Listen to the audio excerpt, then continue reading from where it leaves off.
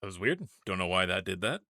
Ignore that. Everything's fine. You didn't see anything. You have not peeked beyond the veil of reality and seen the foundation upon which all is built. You didn't. It didn't happen. But happy Monday. Happy Monday. Happy Monday.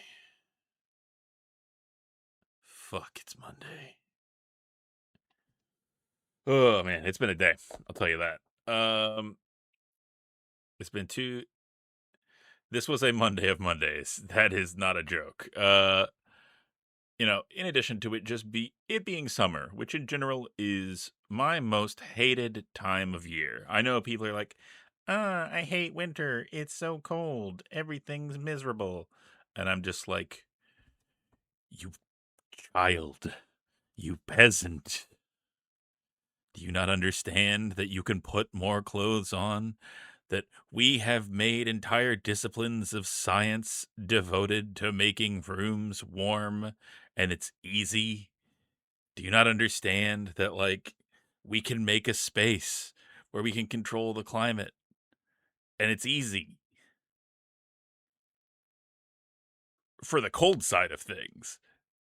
Now you get to the hot side of things, and it's a lot more of a pain in the ass because it turns out it requires the mastery of Charles's law, where you're like, hey, what if I compress and evaporate and condense a fluid and pump it around over and over and over again? So you get the privilege of having a very high power bill.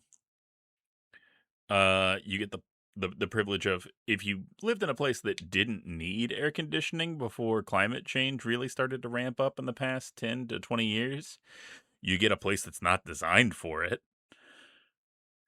And yeah, it just fucking sucks. It's awful. I wish that I could blot out the sun and plunge the earth into eternal night right now.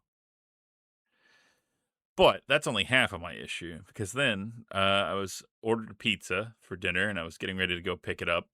I got out to my car, which is an electric vehicle, and I got in and I pushed the power button and it doesn't turn on. And it says service battery charging system, which, boy howdy, that's gonna be fun. That does sound bad. Now, I looked it up, and there is a possibility that all that I have to do is replace the 12-volt battery in there, and that the issue is the 12-volt battery is dead, which means that it doesn't charge the regular battery as well. So that's possible. But man, like I drove it this morning and it was fine. So it's really great to have a nice little moment where, like, I try to drive it later in the day. And I also think that, again, a large part of it is just that it's so damn fucking hot out. And it's like 87 right now, but like it's gonna get warmer. And I'm not looking forward to that shit. Not at all. Not a goddamn bit. And I just want to not have summer. I want to skip summer. Summer is the worst. I wish it didn't exist. No, printer's good. Deal with it.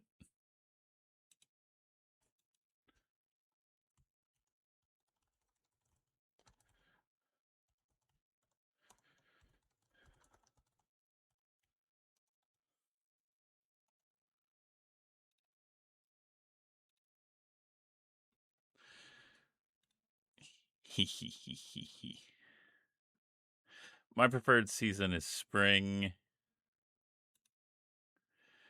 which only lasts for around 78 hours or anything. I mean, that's fair. I don't have a problem with any other season. Winter is my favorite, but I don't mind spring or fall. It's just summer. summer is abysmal. Summer is awful. And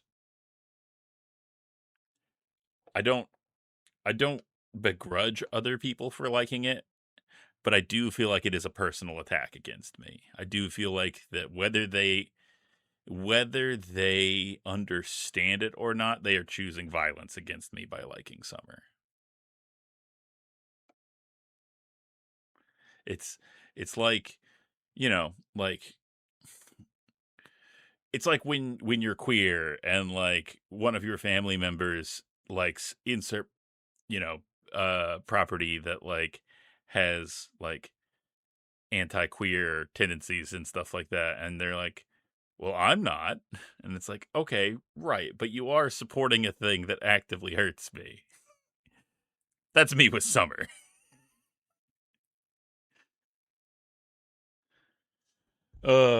What I'm saying is that summer is the J.K. Rowling of seasons. There. Okay? I said it. Uh, let's see. What else have I got?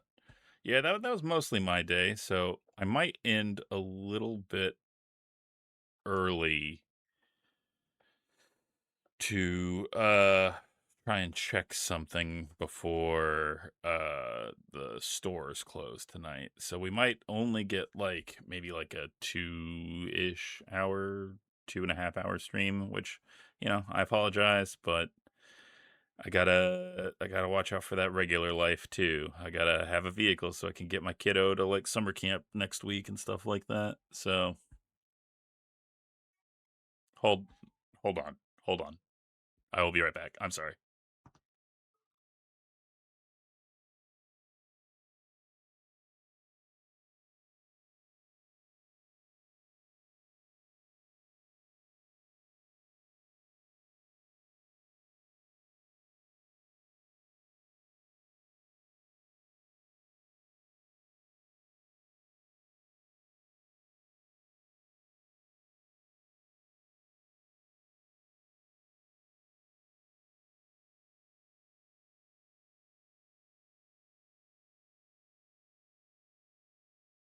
Okay, sorry about that. Sorry about that. I heard the most god awful sound of a child screaming through my headphones, and I thought that it was tiny cosmic horror. So I was like immediate dad mode, like ready to run off and make sure that he was okay.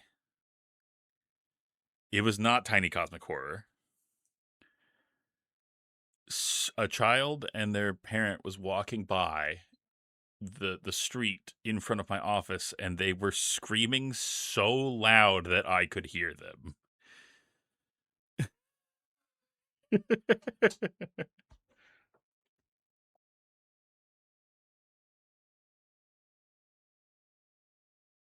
You heard it too, bud? Yeah. Yeah, but it wasn't you. You're okay? You're good? All right. Yeah, it was scary, wasn't it? I was like, what? What was that sound? Yeah, it was a Was kid. it him? No, it was a kid crying that was walking by. Was it Leo? Was it tall? Or was it short? I don't know. It was just a kid walking by out there in the real world on the street. All right, you got to go to bed. Okay. I love you, buddy. Love you. Oh, everybody in chat says that you're cool and awesome. Thanks for talking to chat. I don't know if you all caught that last bit. He's so cute. I love that little goober. But yeah, he came in here because he was like, I don't know what that was. Uh, okay. Uh, what am I doing? What was I saying? I was thinking something. I was gonna say something. My brain has shut down. I should probably make sure Dad knows I'm not dying. That's a good thing. It's like the always leave a note mentality, you know? Uh so as you may have surmised from the title, I have no idea what to play today. I racked my brain about it. I tried something. I got one of the games that I said looked weird and wild and that I kind of wanted to try it. And I purchased, of all things, Superhero League of Hoboken. And I tried to play the first 5 minutes of it, and it looks like one of the most unfun games I have ever seen. Like it looks like it has far too much, for lack of a better way to put it, simulator levels of granularity in it. And that's not what I'm looking for. If I wanted uh spreadsheet nudger, the video game, I would get that. And I just I don't want to invest the mental energy to like learn and perfect the systems of a game called Superhero League of Hoboken. If you're going to meet me on that level of intellectual discourse, like you got to realize my maximum excuse me, ooh, hiccup. My maximum investment, which is clicking buttons and maybe reading some dialogue. Not trying to parse your arcane systems and stuff like that. So, then I was like, okay, what else have I got? And I looked at some other stuff, and there are some games that I remember, like games that I played demos for a long time ago. And there was one called Freddy Farkas Frontier Pharmacist, but like looking at it, it it just feels like it. I haven't played it, so I can't be 100% sure, but I feel like it is going to be so close to like the jokes that you could tell, yeah, in the 90s that would now get you like, like there's the, I remember one of them being that you have, as the classic like Lone Ranger type figure, but you're actually a frontier pharmacist. You have a Tonto esque quote Indian sidekick, but like is from India.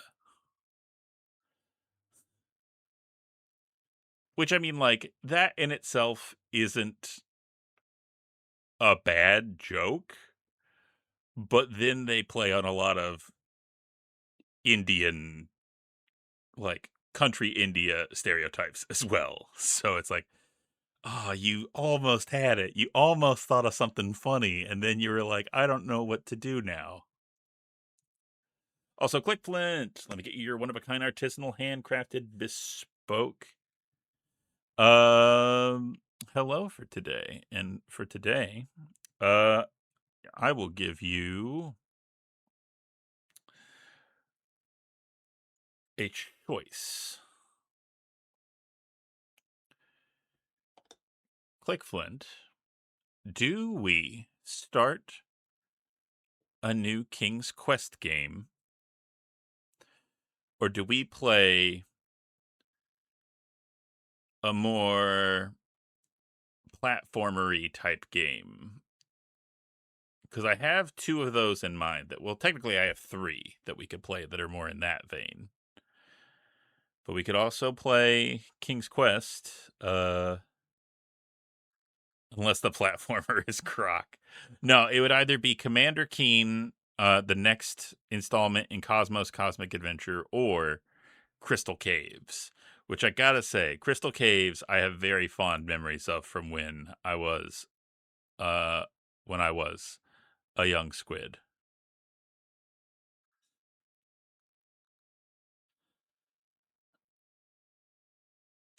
But I guess I can also give you a real, honest to God hello as well, Click Flint. And for you, um, I will give you the sacred syllable uttered at the dawn of creation.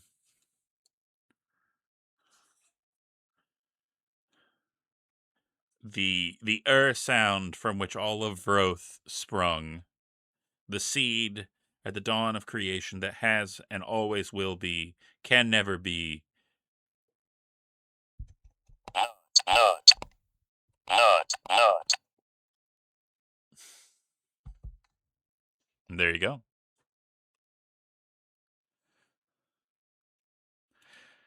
Just imagine the eternal darkness glyph system with the Pargon, Pargon, Pargon, Pargon, Pargon, but it's nut, nut, nut, nut, nut. I'm gonna need you to mix that. You know what? You know what? As soon as I get to the point where I'm actually good at anything, I will do that. Okay? I will I will learn video editing. Hey! Jesse! How's it going, Jesse?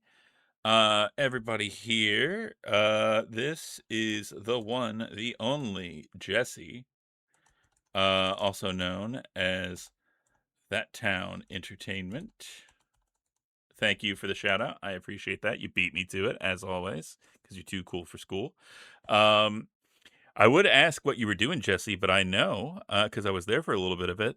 Jesse was doing a listen along for one of the audio dramas that he has made. Uh, the Curse of the Weeping Damsel. I had a small, very dumb part in the introduction for it. I would highly recommend that you listen to it. Hey Jesse, you got a link to that? You got a thing that you could throw in chat that you could show people, and if they're ever like, "Man, I want to listen to quality audio work with great writing that also is just really weird sometimes." He said, putting the man on the spot immediately after. We didn't hear whether your character escaped. That's the secret. I haven't escaped. I'm still trapped. Please send help. Oh god, he's coming. Oh god, I gotta hide.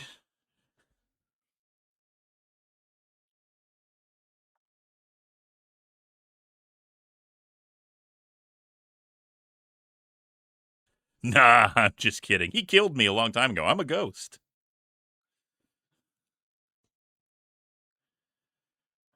Uh, but Raiders and Jesse, please, if you need to, I know you all were live for a while. If you need to get up, get a stretch, get a snack, get a sip, get some sleep, get uh sanctioned by a foreign government for your war crimes, then please, by all means, do so. But for now, you have joined us on the most holy of holidays that happens every week, DOSBoxing Day. A day where we fire up the old DOS box and sometimes ScumVM, but don't tell anybody. And we play old games and have fun. We have completed such classics as King's Quest VI, King's Quest V, the first three parts of the Goblins series, Indiana Jones and the Fate of Atlantis, Space Quest V. What else have we done? We've done some more. We played a little bit of Cosmos Cosmic Adventure. Yeah, it was a good time. And right now, we are trying to decide what to do. Hey, thanks for the follow. I appreciate that. Sorry for the delay. Here's the audio drama link. Libsyn was being difficult. Yes, thank you very much. I would encourage all of you, if you are in the mood for some fun, weird stuff, check it out. One, you'll get to hear me being kidnapped and forced into a weird occult talk show, game show, ritual type thing. I mean, sorry, ritual or whatever. ritual, or whatever. And I like the silly, upsetting opening segment. Yes, yes. Hey, thank you for the gifted sub. I really appreciate that. The or whatever is very important for very arcane and occult reasons. Um, you know what? We got a lot of people here today. Maybe today's the day, huh? Maybe today is the day when we join hands and we uh go into the void and play King's Quest 4. No, no, we are not playing Custer's Last Stand. I know you're joking, but God, no.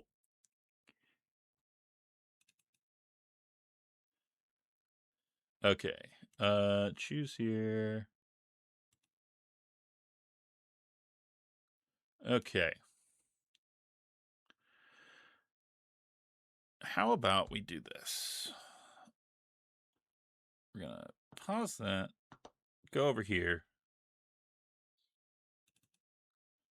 open this bad boy up. Oh no. Oh no. I goofed. Give me 1 second. I gotta adjust some thingamajigs. I gotta do my window capture for this one because it's a scum VM.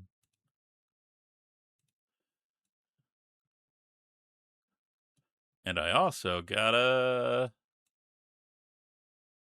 do the copyright protection for this one. To verify you own your legal ownership, please use the King's Quest manual to answer the following question. What is the 9th word on the 3rd paragraph?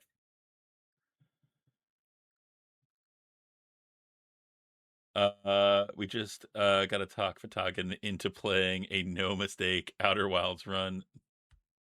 Okay, thankfully, I do think that this does come with the thing with the stuff that I need. So let me look in there.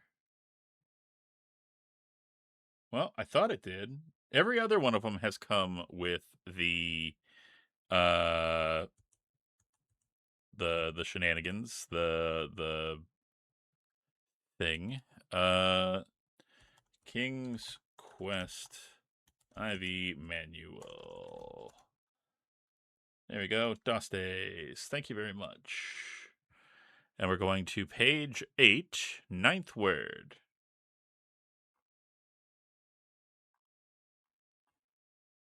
Page 8.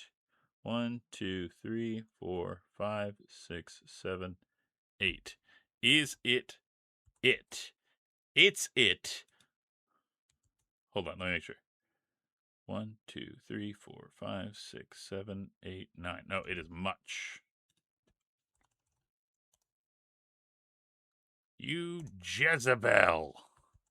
You harlot. You bean boozled me. Okay, let's try it again. Page 3, what is the 6th word of the 1st paragraph? So page 3, 6th word. 1, 2, 3, 4, 5, 6. Girl. You really got me going. What are you doing? Why? I don't know what you want me to say. These are the things. Okay. Thankfully, someone has compiled an answer key, which will make this easier for me. So I have found that, and we'll just use that. Also, I do need to change this. King's Quest IV Heralds of Rosella. All right. Page 3, 10th word, 1st paragraph. Page 3, 1st paragraph, 10th word, knights.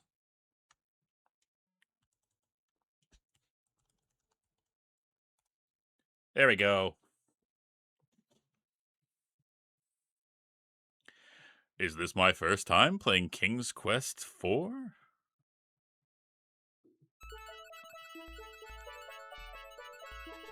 Can y'all hear it?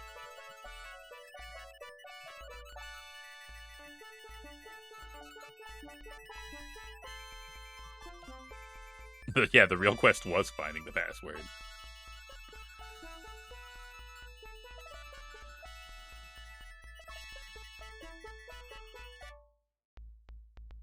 Executive producer, Ken Williams.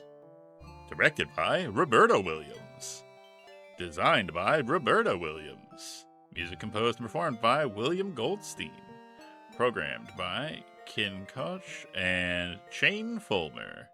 Animation by Carolee Hochstadter and William Skirvin for background scenes. Jeff Stevenson and Robert Heitman. Pablo Chenis and Stuart Goldstein for game systems. With the return of his long-lost son Alexander and the rescue of his daughter Rosella from the terrible dragon, old King Graham decides it's time to pass on his adventurer's hat to younger blood.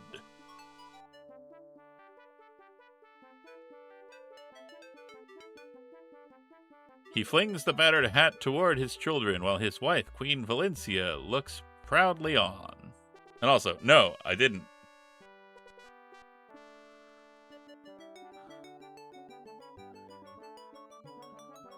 The hat arches through the air. Suddenly, King Graham experiences a terrible squeezing pain in his chest. That's his O-face. Help me, he rasps. The adventurer's hat lies, unclaimed, upon the floor, forgotten.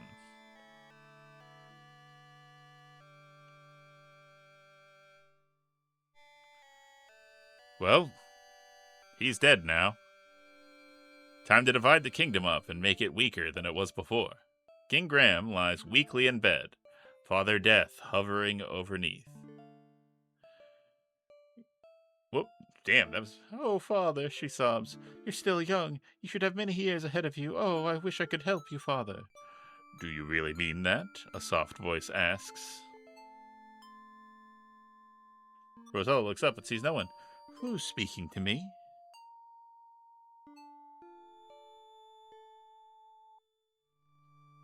I am, the voice said. Look in the magic mirror. Yeah, it was a load-bearing hat.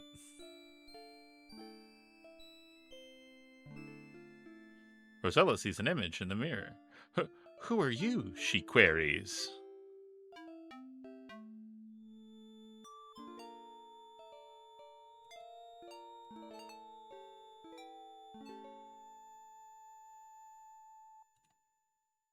My name is Scromble. I am the fairy, Genesta. I sound like a cholesterol medication. But this is no ordinary fruit, for if a person were to eat it, they would find that good health and well-being would be theirs for many years. Rosella is much heartened by the news. Where is the land of Tamir? It's right next to Newark. Ooh. Tamir is very far away, but with my magic I can bring you here.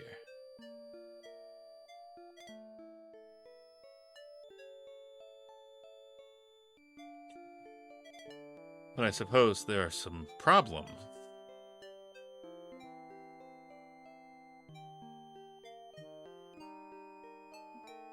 Yes, you are correct, Rosella.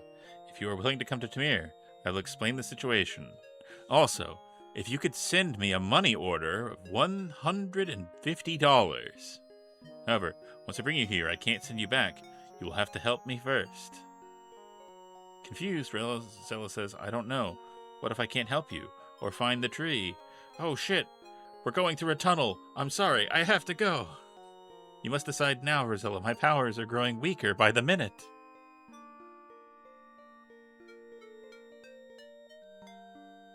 This is just a magical phishing scam. If you care for your father, say yes now, and suddenly she's gone. Yes.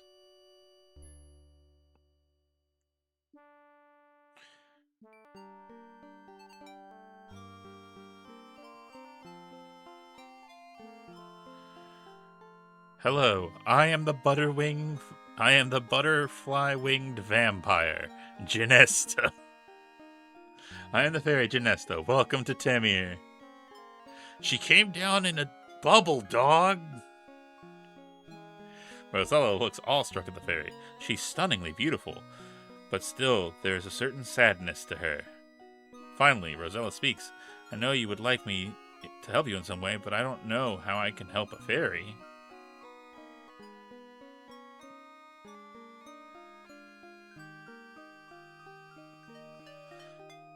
You're wrong, Rosella. You see, I'm losing my magical powers. Yesterday, as I was strolling through the woods,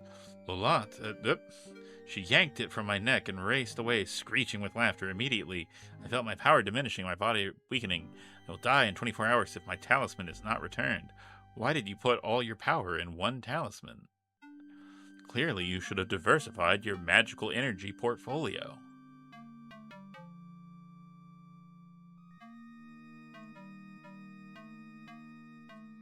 Alot is very evil and will use the talisman to bring more evil to Tamir. Now I fear it will contaminate my whole country. So you're the ruler here? Well, no. Not exactly. Further, I cannot send you home without my talisman.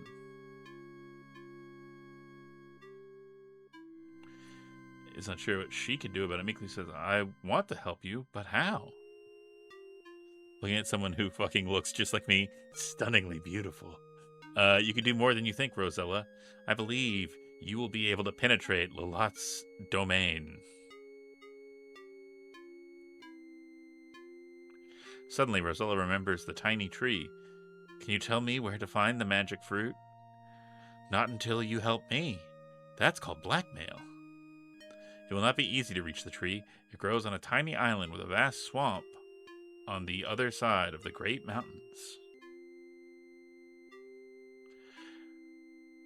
I will help you in any way I can, Genesta. How can I find Lolot?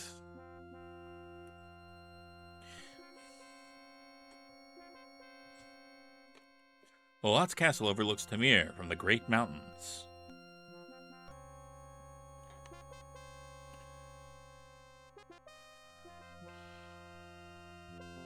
Genesta looks weaker as she says, There is not much more that I can do, Rosella.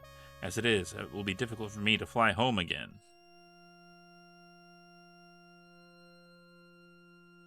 One thing you should know, though, I shall disguise you as a peasant girl so as to not attract attention. Thank you, Genesta, I think, Rosella stammers. All you did was rub dirt on my face and put me in shitty clothes. It'll be better for you, the fairy says. Well, I must be off while I can still fly. I know you can do it. Goodbye. Good luck. Don't die.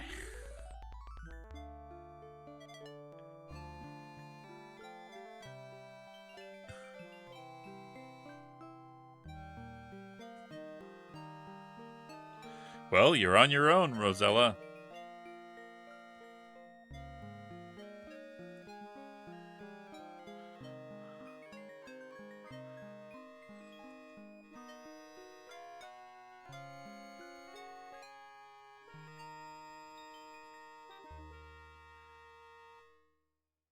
There we go. First thing we're going to do, obviously. New save.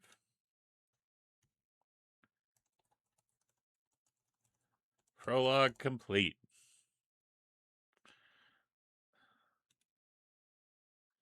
Oh, yeah, this one actually has the mouse controls for moving, but it also has the text parser. I forgot how weird it is in that regard.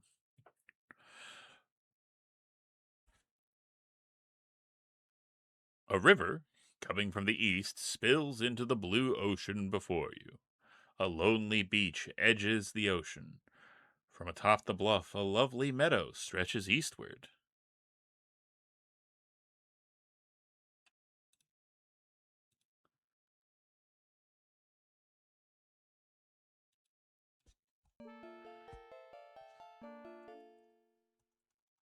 Look, unicorn. You see a beautiful wild unicorn in the meadow. Its coat is dapple gray, and its wonderful horn shines like gold. The unicorn shies at at your approach and trots away. Dang.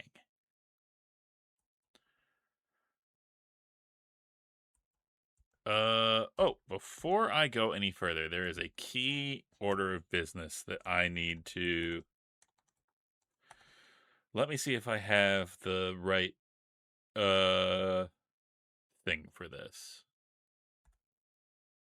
There we go. We're gonna need it. Believe me.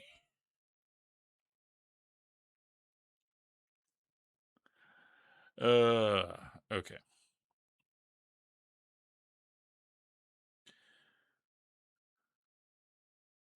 I thought that said death threat. Yeah, yeah. That's my every time I want to generate a death threat for somebody, I just type in exclamation mark death threat. What, you don't do that? That's not what you do? Not yet at least. Oop, accidentally did the thing with the stuff there. Oh man, I'm gonna have to turn off my brain because I want to I keep wanting to push like WASD to move around, and that is not how that works.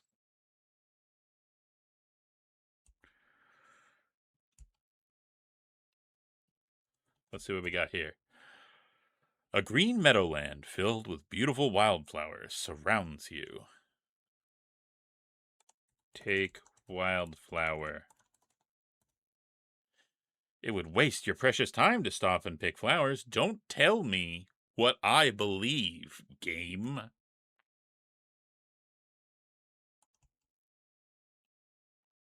Look.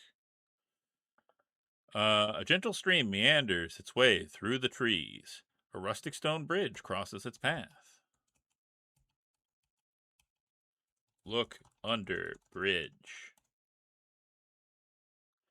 You kneel down and peer under the bridge. Aha!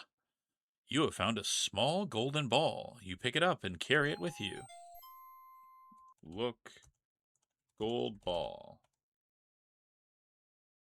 Wow. Isn't it amazing that that's what we all look like on the inside?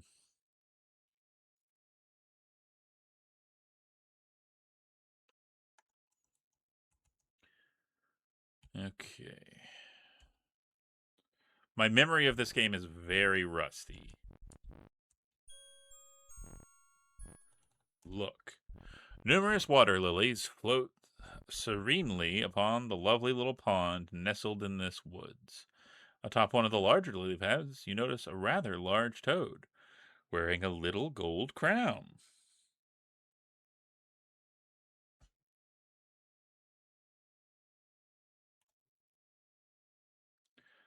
Okay, I think one of the big things that they uh okay, hold on, I got some redeems. I gotta. I, Brad Storm, a gentleman thief, now threaten you with. Are you ready for this? Death!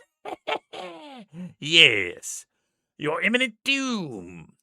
The final chord in your chorus, the last string plucked on your violin. Fear and despair. Why are you still alive? Oh, is that the testicle from Dan to Dan? Yeah, it is. I just imagine the player to this game is like Navi to Link. Look, hey, listen. If I get stuck, I'll I'll scream for help. One of the key things that you got to remember is a lot of these are just pastiches to classic uh fairy tales and myths and folklore. So you gotta drop the golden ball. You accidentally drop the golden ball into the pond. From atop a lily pad, a large green frog leaps into the water and disappears from view. A moment later, the frog emerges with, "Yes, your lost ball in its mouth." It seems as if the frog is kindly returning returning your gold ball to you. And there he goes. He's going to pick it up. So we got to go over there.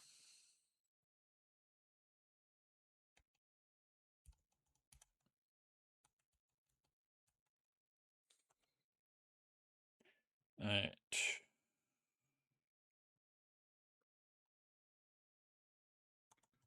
Kiss frog. Get frog.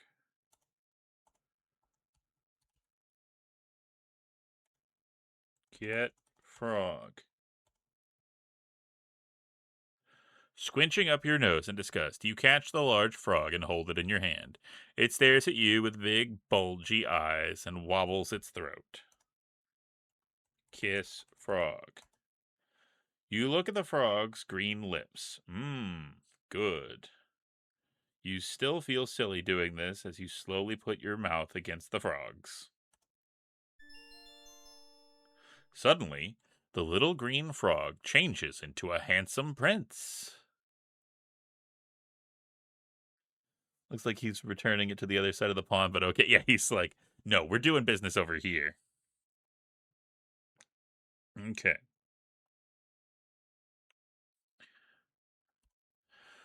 Who are you? The prince demands. I thought you were supposed to be a princess. Why, you're nothing more than a peasant girl. You blanch a bit at the remark, but say nothing. Well, ta-ta, he says. I'm off. Here, you may keep this. To your surprise, he tosses the little golden crown to you as he takes his leave. Good riddance, you think.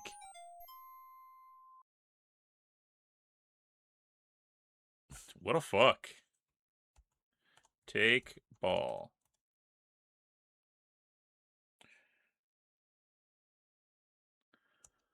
Okay, what do we got up here? Anything?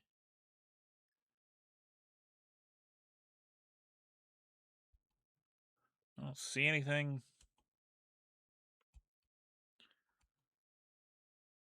What we got over this way?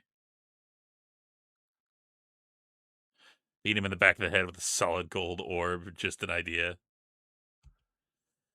Where do the animals keep getting these tiny little crowns?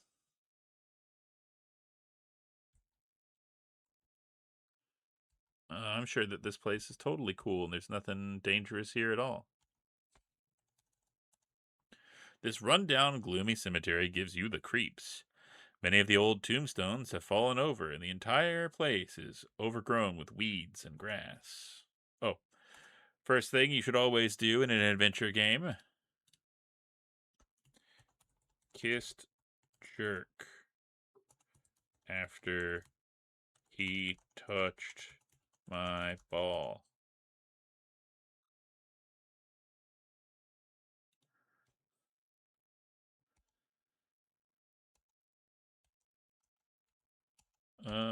Is this gonna kill me?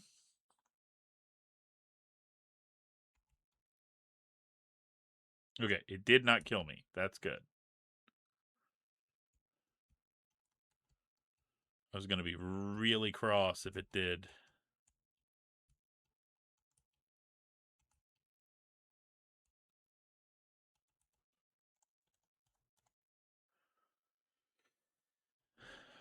You have come upon a cute little house built right into a huge tree. An old water wheel attached to the house goes unused beside the little river that flows gently before the house. Let's see. Knock on door. You knock loudly on the small door. There's no answer. Open door. Look. This is the main room of the seven dwarves. How do you know this?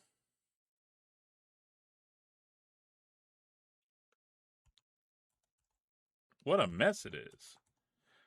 Clean room. again, just gotta go with the classics, you know, the what do you do uh in the original fairy tale. Gnome asked where he lived by a college frat, an old house made out of a boot. A toad is my landlord. I pay rent and dragonflies.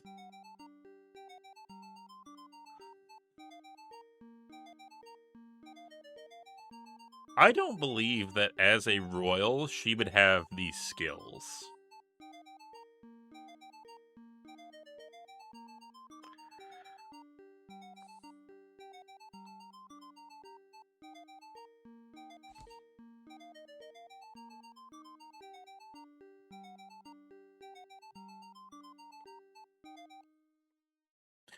You hear the dwarves approaching. You watch quietly as the dwarves file in one by one, get a bowl of soup, and take a seat at the table. That's true. Graham would have phrased his kids right. You're right. I'm sorry.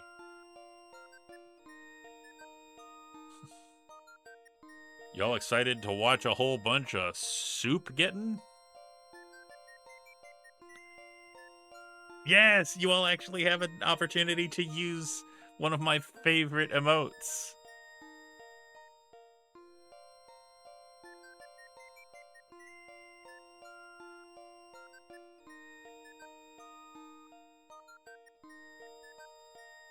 We're really gonna watch all 7 of these motherfuckers get a bowl of soup.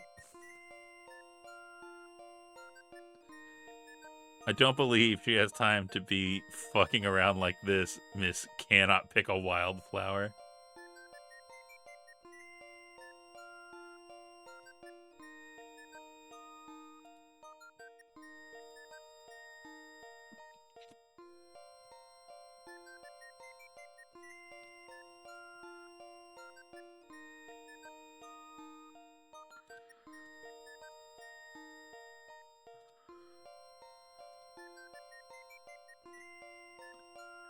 Must be really hungry. The 7 dwarves seem very pleased that you've tidied their messy home. One politely asks you your name. You tell him, and he cordially invites you to sit down with them and eat a bowl of soup he got for you.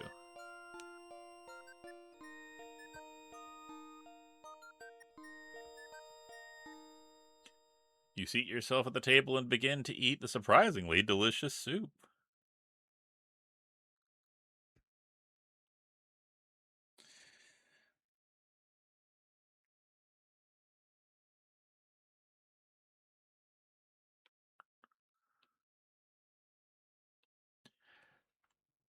Now this is a well-paced video game right here. I know all of you were wondering about the dwarf lunch arc, and don't worry, they've kept it entirely intact.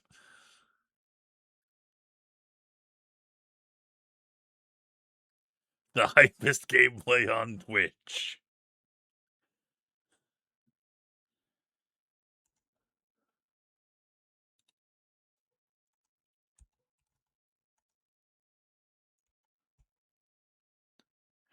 It's time for the little men to get back to the mine.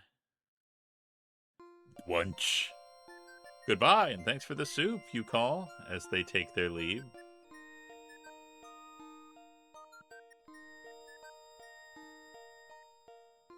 That one kind of looked like he had a bright blonde pompadour, which I think would have been pretty cool. If he was actually just like a high school street tough.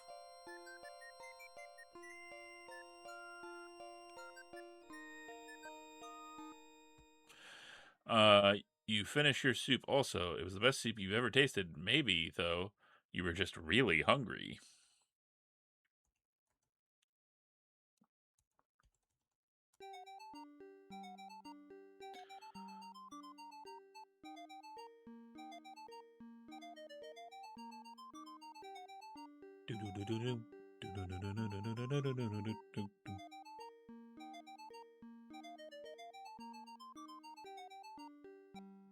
Whew, I hope that's the last of it. Look, table. You also notice a blue pouch. Take pouch. come on. Like, you can't go over and get it. Take pouch. Look pouch. Diamond pouch. That seems like a pretty good tip, not gonna lie.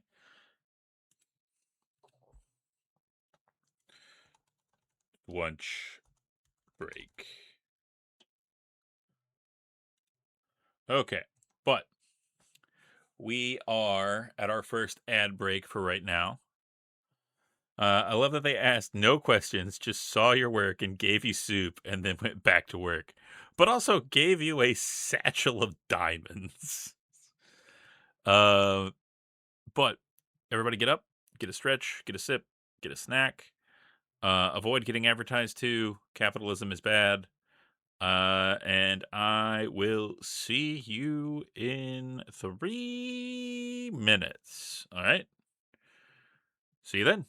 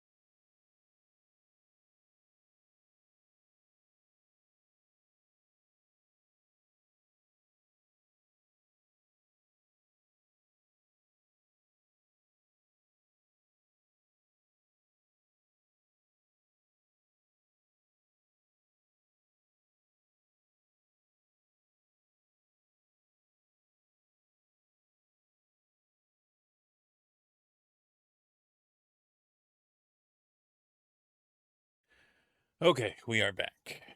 Had to get another beverage because I have exhausted mine. So let's dive back in, shall we? Hopefully, your time in the Jeff Bezos bone zone was not too unbearable. Creepy bird. Creepy bird.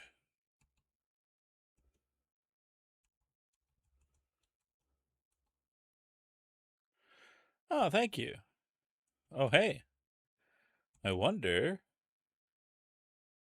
who could live here? Or maybe work here?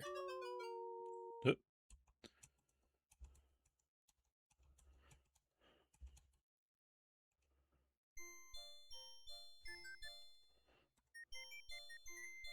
Diamonds glitter and sparkle from the earthen walls of the Seven Dwarves diamond mine. Within it, you see the little men busily at work.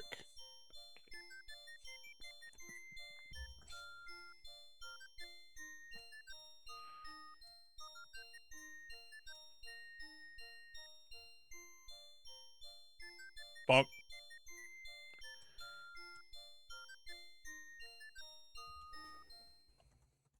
Talk, dwarf. You endeavor to engage in conversation, but the small men but are too busy for a reply. Give pouch. Show pouch.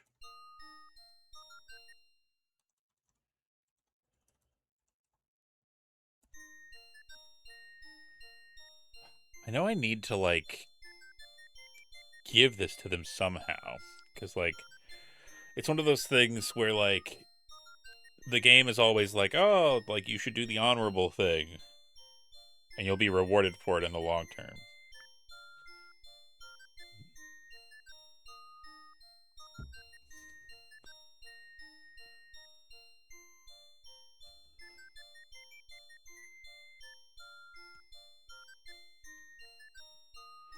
Look.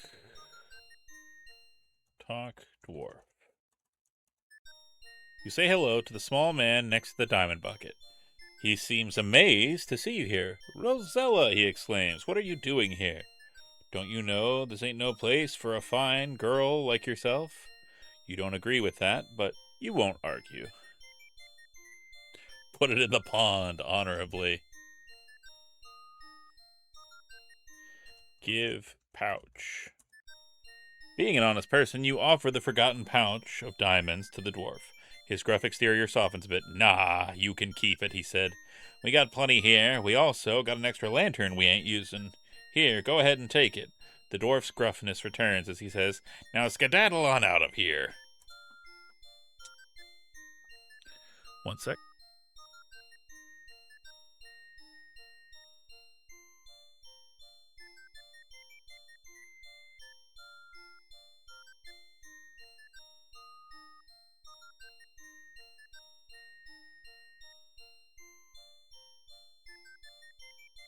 Hold on just 1 second. I'll be right back.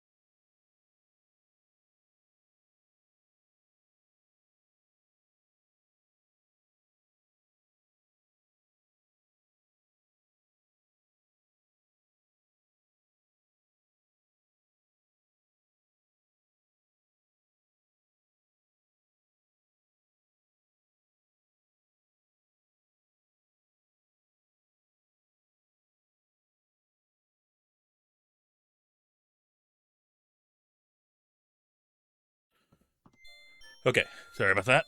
Had to go do dad stuff again. His the Google Home thing in his room had a light come on when he got up, and he was nervous about it spying on him. And I'm like, it's an audio sensor, my guy. Like, yes, it is spying on you, but only for the NSA. Don't worry about it. I don't know. How do you explain the surveillance state to a child? Meanwhile, Rosella is not wearing a hard hat or steel-toed boots. Safety issue, right? Get OSHA in here. That's true. But he was thinking that it was like watching him, and I'm like, this doesn't have any like video receptors on it.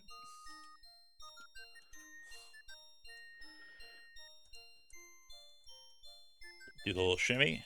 Shimmy up, shimmy up.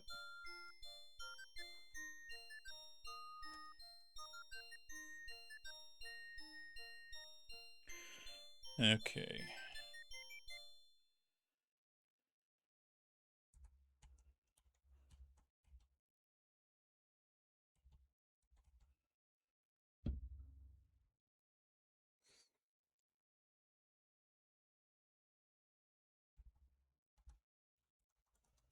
Get worm. Yeah, give me that worm, fucko. The stare wiggle is perfect and hilarious. Holy crap. Hey, everyone. How's it going? Welcome, bienvenue, etc. Holy crap, that is a lot of people. For those who do not know me, I am Fatagan, your friendly neighborhood cosmic horror, and we are celebrating the most holy of holidays that happens every week, DOSBoxing Day, where we open up DOSBox or sometimes ScumVM if we're feeling frisky. And we play old ass video games. We have gone through King's Quest 6 and 5 and are working our way backward to King's Quest 4, The Perils of Rosella, where we play as the titular Rosella, seen here in all of her pixelated glory, to try and save her father, King Graham, who has suffered from the disease of being old. Quest for Glory, a long time ago, yes. But Selly, thank you so much for the raid, and thank you for the shout out as well for catching me on that. I appreciate that. Last I saw, you were still playing Prince of Persia. Did I miss anything since then? Any cool bits? Any fun shenanigans? You missed oh god. I'll have to go back and watch. But Raiders, Raidees, uh folks, if you need to, by all means, please get up, get a stretch, get a sip, get a snack, get situated because you are about to enjoy a game that has so many references to fairy tales. When you get hit in the game, the protagonist goes, ah, and he like dies in lowercase. That's beautiful. I love it. Well, again, if you need to raid and fade, if you got to take care of yourself, please. I know you've been streaming for a hot minute, but not as hot as my minute right now because your office has AC. Mine does not. So, uh, nah, it's fine. It's fine. Just sweat it out, you know? Get like, it's like a sauna that's powered by my PC. But yeah, this is actually the first King's Quest where you get to have a female protagonist, Rosella, the daughter of King Graham, going to the faraway magical land of Tamir, and we have had such engagements as uh dropping a golden ball into a pond and kissing a frog, turning him into a prince and having him be like, You're dressed as a peasant girl. Go away. Take my tiny frog crown and leave me, peasant. And then we got to watch the longest cleaning and dwarf soup montage that you could possibly ever experience. Unfortunately, we could not kill him. I like to believe, though, that as soon as he leaves that screen, he is killed by Trogdor. That's my headcanon. All right. What do we got? So we're still pretty early in the game. Dwarf Soup Montage sounds like an album title. It should be an album. Now the question is, what type of music is Dwarf Soup Montage? Oh yeah. Rule number 1 for video games of this era. Save early, save often.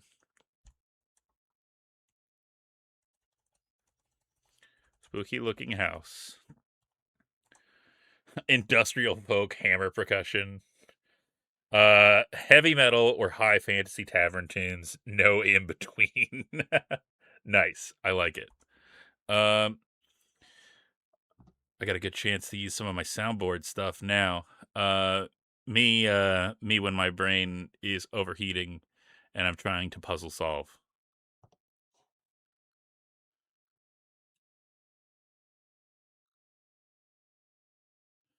It didn't capture it, did it? Of course it didn't.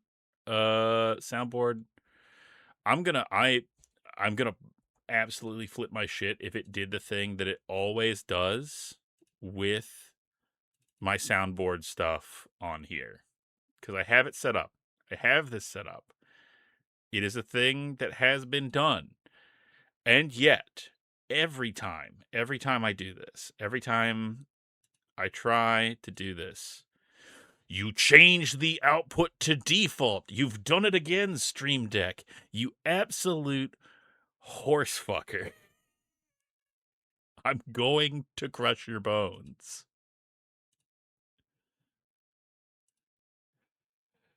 Like, here's the thing. I have chosen the output. I have chosen it. But it then reselects default, and I don't understand why it does this. It is purely, I believe, to attack me mentally. This is a guided attack on me. It has no bones. Crush soul. Okay. Well, at the very least, I got the one that I wanted to do. So, me when it's hot and I have to solve a point and click or text parser adventure.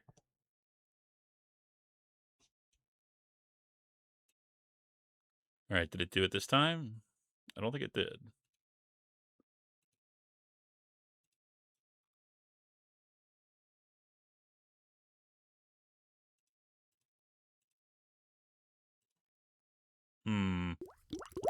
Oh god, the brain thing.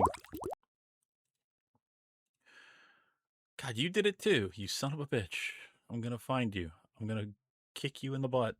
Here we go. Sorry, there's not enough memory to do that right now. Try it a little later, and/or on another screen. All right. I think it worked that time. I saw the bar move.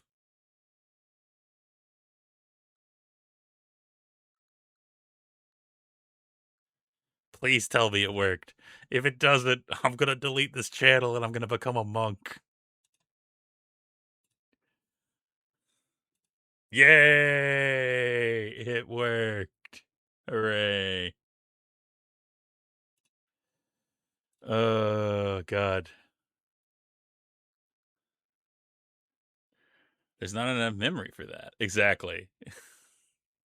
There's so many good ones. My absolute favorite, and I have to share it with all of you because you're all here and we all have to band together in these times when things are dark. When you need light in your life, when you feel like you're alone, just remember that there's somebody out there. And by somebody, I mean an entire colony of ants.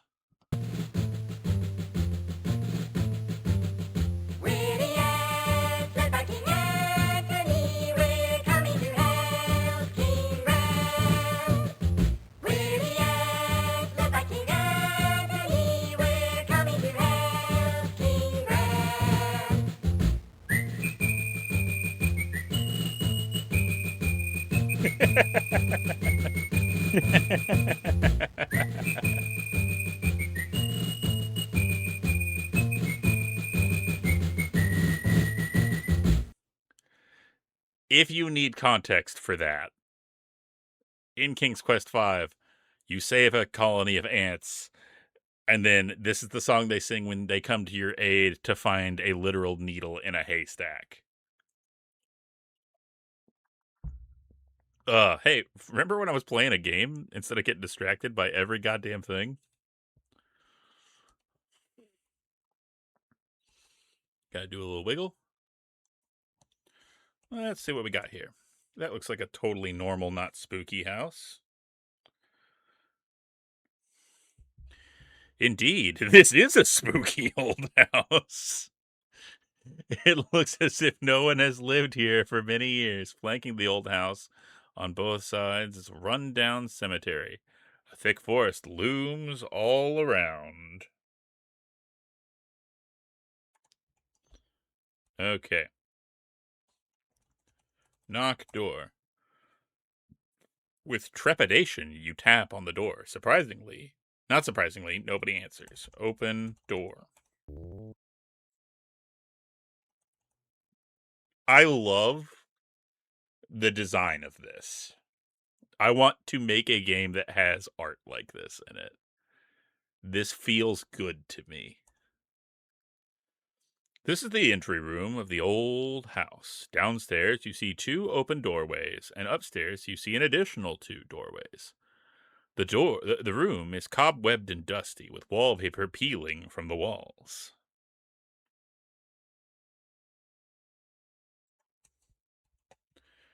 What do we got over here?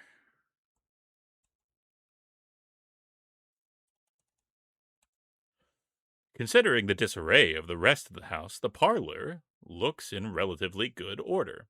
However, the fireplace is cold and unused, and the bookshelves are almost bare, and all old furnishings are dusty.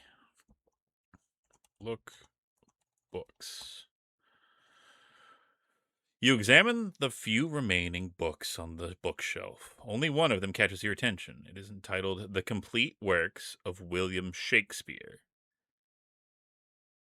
which means that William Shakespeare exists in the same world as Tamir, which means Tamir exists in our world. It's all coming together now. Time for a complete game theory-esque theory about the interconnected universe of King's Quest, and like we'll break it down, and we'll find out that in actuality King Graham was Purple Guy or whatever. I don't know. Shakespeare never died. He just Elvised the other. Oh my God, Shakespeare got isekai'd is what I am hearing from this. Shakespeare got hit by ye old truck coon and ended up in the land of Tamir. Patagon.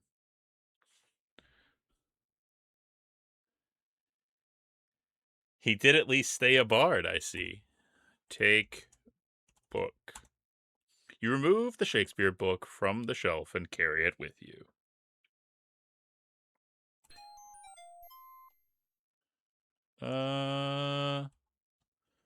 We'll save over spooky looking house.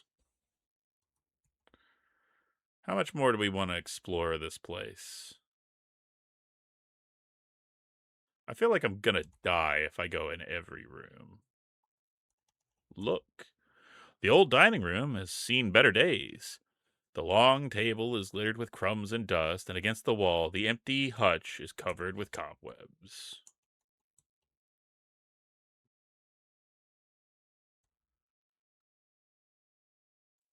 Look. Pantry, nothing really in here that I can see.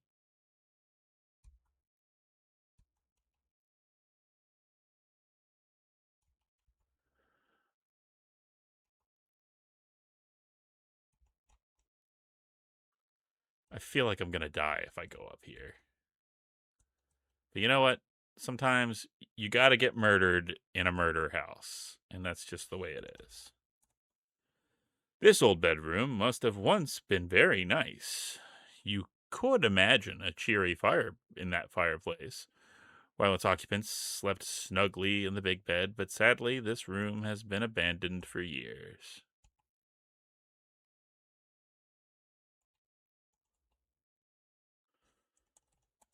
It appears to have that it was once the master bedroom. However, cobwebs hang everywhere and dust covers the furniture.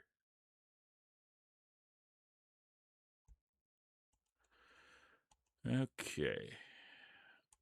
Oh, cool. Creepy baby room. Love it. This old baby nursery must have once been a cheery place. Now, through neglect, cobwebs decorate the corners, wallpaper peels from the walls, and dust covers the nursery furniture.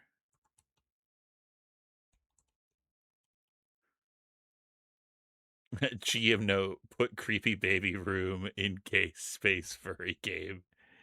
Oh, man. What it makes me think of and why it unnerves me is for anybody that has played the Dead Space games, I feel like you might know what I'm talking about.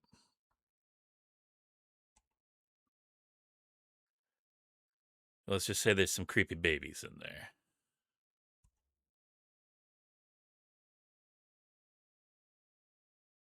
Yup.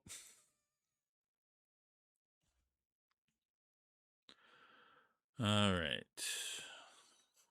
What have we got here? That's where we kiss the frog.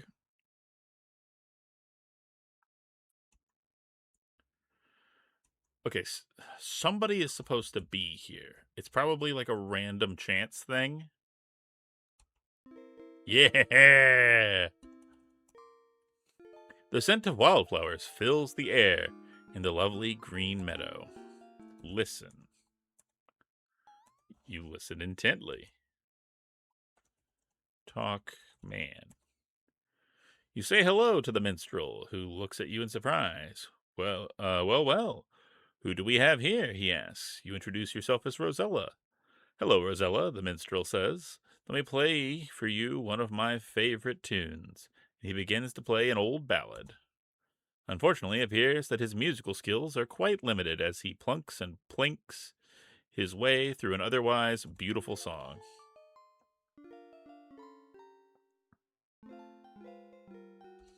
Give book. Jonathan! Uh, Neither Jonal Twitch nor Wumpus Discordant Chords alerted me to you being live. Oh, and Jonathan has eaten my steak. Nevertheless, but talking good. I appreciate that. And Nestor, let me get you your one-of-a-kind, artisanal, handcrafted, bespoke, embroidered, and comes with a free shaved ice. Hello. Since we are about to give this man the complete works of William Big Billy Shakespeare, allow me to regale you with one of the lesser known sonnets from the bard himself. One of my favorites, one that holds a deep, sentimental, and emotional connection for me. Let me just get a moment.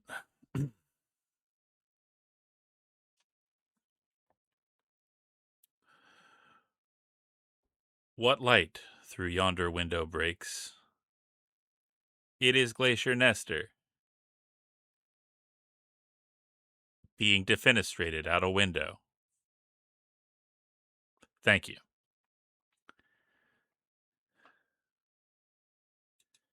In dire need of said shaved ice, it's often hot in the DVD ripping room. The complete works of Bill Wigglesticks reach our hearts even now. Okay, let's give that book. Give book. Give me a book. Give man book. You hand the Shakespeare book to the minstrel. Curious. I do love someone who was it that said it, that I am the navvy to Rosella right now, this constant chattering voice in her brain that's just like, look, give man book. Look, man, talk man, give man book. I'm just the series of the most disturbing and intrusive thoughts ever. There's been a few Cthulhu type monsters in this collection today. Interesting. Okay.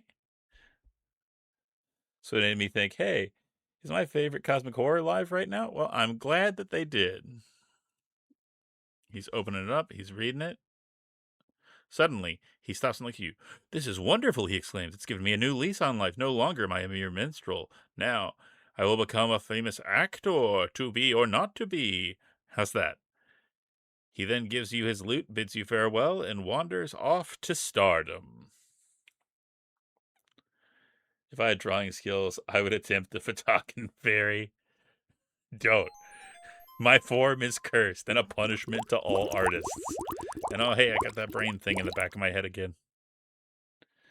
Yeah, my visage is a curse upon all artists, and I regret every time that I make them draw me. Okay. He's off to Broadway.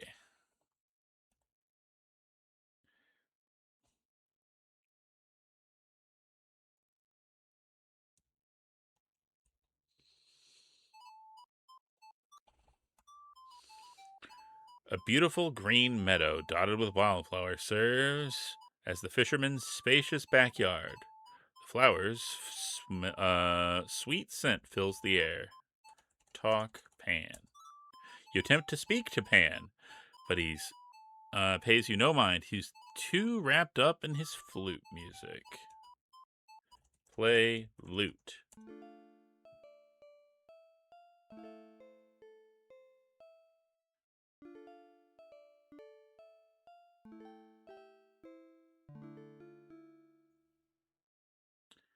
Pan ceases his dancing now and looks at you and the lute curiously.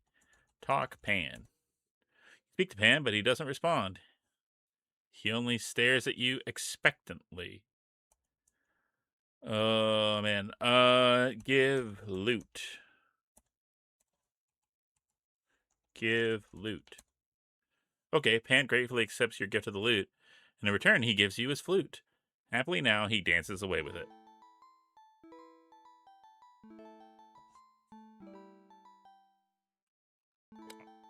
I can't believe that Loxley had a cameo in this. The very day my idiot baby wrist syndrome is addressed meaningfully, I'm going to draw you because I draw cephalopoid humanoids recreationally, and I can prove it. Lute for flute, in pursuit of lute. Now I must learn how to toot.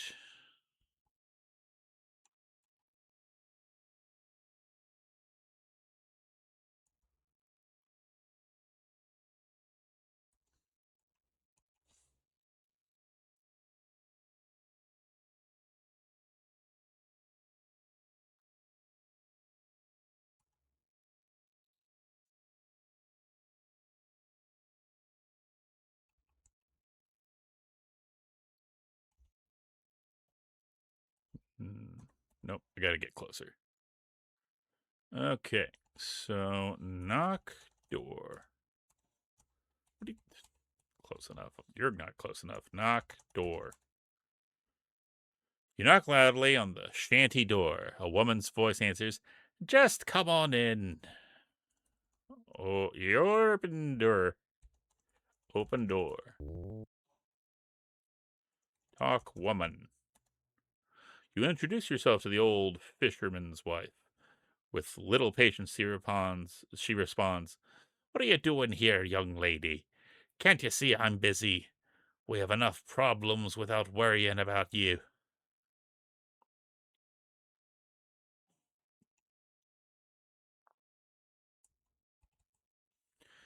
Give pouch. How, like, how close do I have to be to do something?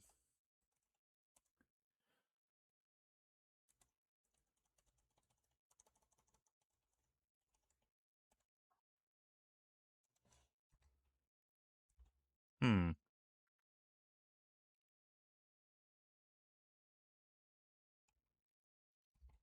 No, she's upset. She doesn't want these diamonds. Okay.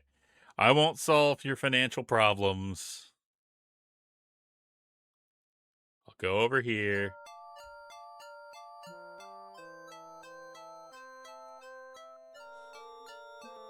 Talk, man.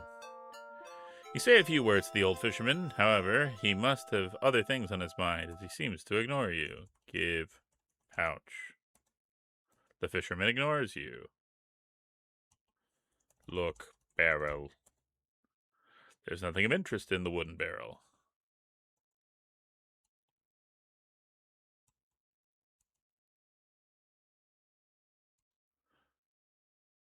Look at him go. You're thinking of Hugo's House of Horrors. Or Hugo 2, Who Done It, or the one where he's in Africa and it has aged poorly. Or some jungle area. I can't remember if it was Africa or the Amazon. I believe it was Africa.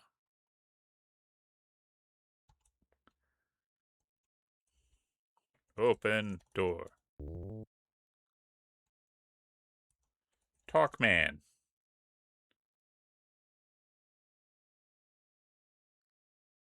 Ah, yes, I had indeed forgotten the jungle one, which did, in fact, age poorly. Okay, yeah. I mean, honestly, Hugo is one of the games that I have been thinking about playing.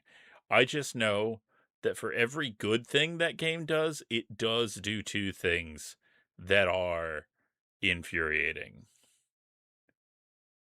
The one where his wife got bit by a spider? Yes, exactly. 100% correct. Good job. I appreciate all of your alls. You all clearly did your homework. You get full marks for today.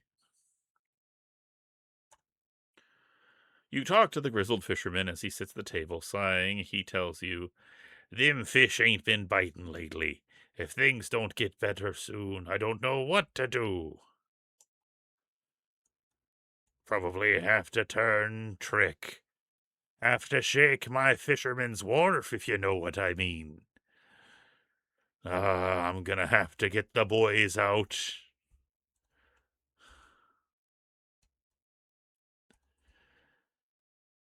Give 'em a bit of the old Long John Silver, if you know what I mean. All right, I sent you proof for your enjoyment next ad break. I will make sure to check it. Give pouch. You offer the pouch of diamonds to the fisherman, who takes it gladly. "Wife, give the girl my fishing pole in trade." He tells his tired wife. Obediently, she retrieves the pole and hands it to you. "Thank you very much." Sorry. "Thank you very much," she says, smiling. "You have certainly helped us."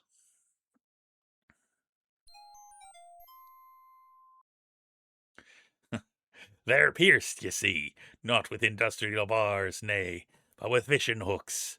'Twere an awful accident, but in certain communities has proven to be most lucrative."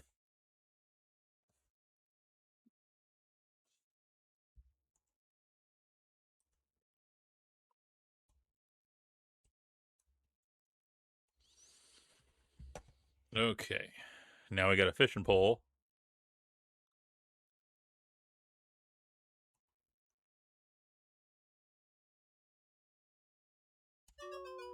Whoop. Don't die, don't die, don't die, don't die, don't die, don't die.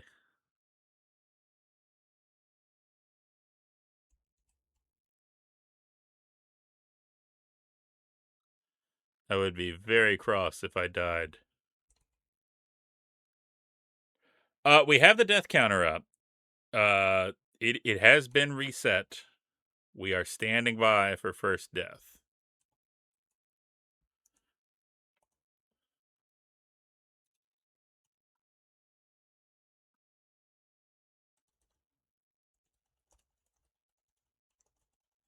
Fishing minigame unlocked. What can ye lass about suspension piercing, yar? Yar, I'm something of a rope bunny myself.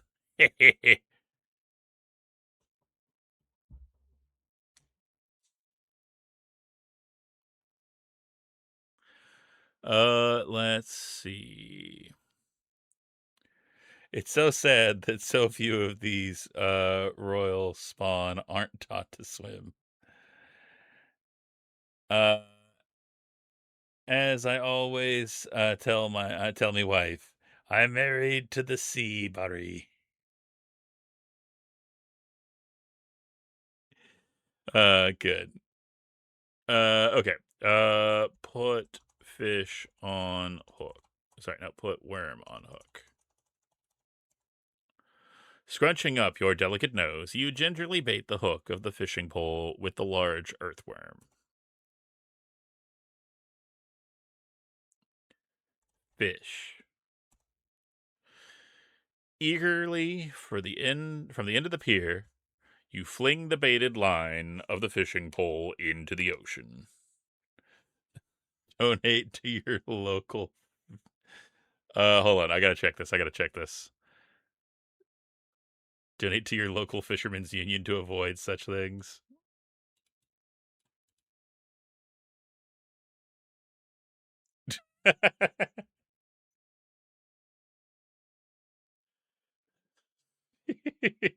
Thank you for that, Nestor. I appreciate that.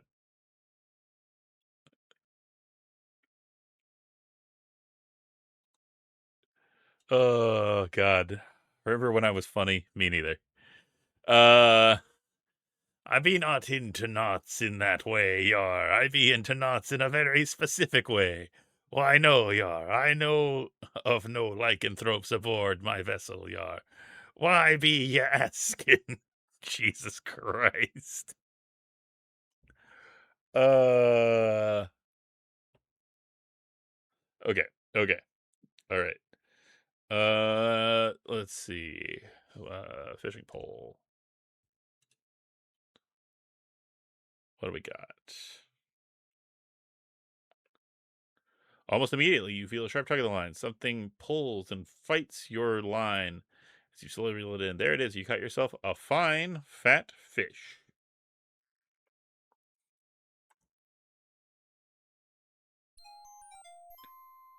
Okay.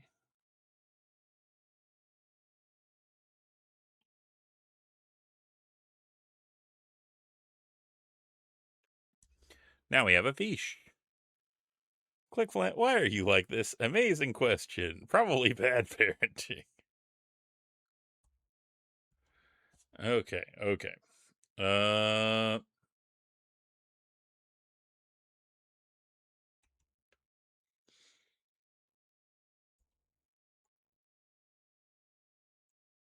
What do we got up here? I don't see anything here.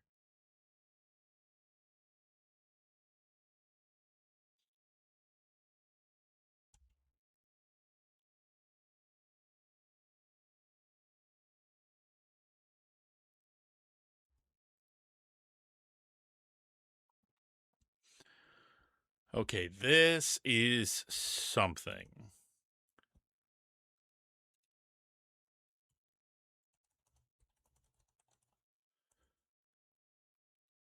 I'm gonna check something because 9 times out of 10, when there's something like this, there's a character that's randomly here, and you have to like.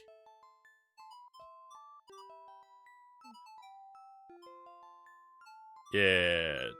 Naked baby man.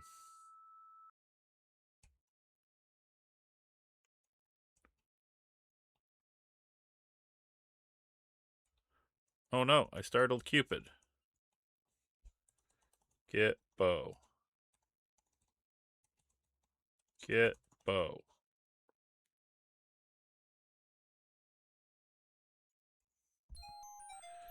Get arrows. Oh, I already have that. Okay.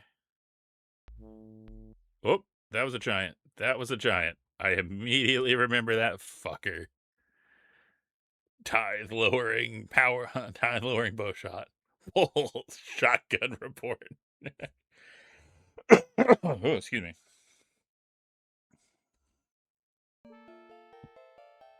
Whoop. Okay. I think do I shoot it with the bow?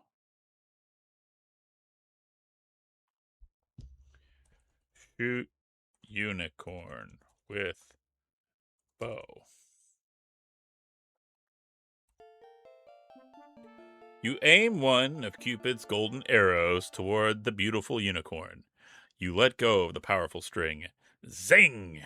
Bullseye. The magnificent unicorn is no longer afraid of you. It's now your friend.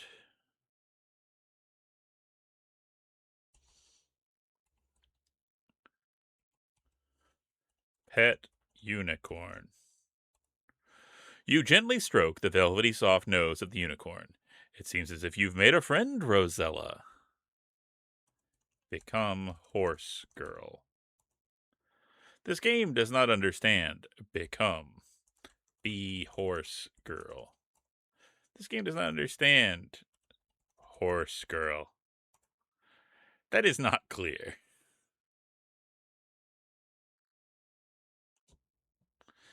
I don't know what this game wants from me.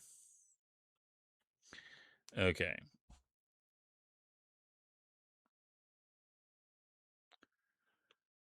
Talk to unicorn. You speak gently to the splendid unicorn. It whinnies softly in response.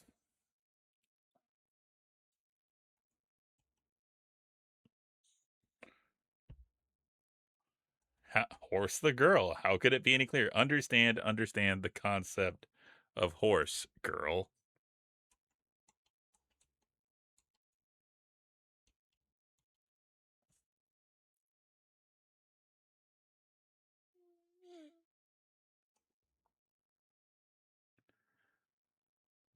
Amaze, amaze, amaze. Horse the girl? Question.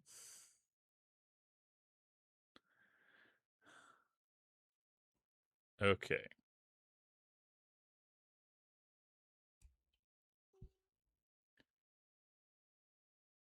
Oh, fuck.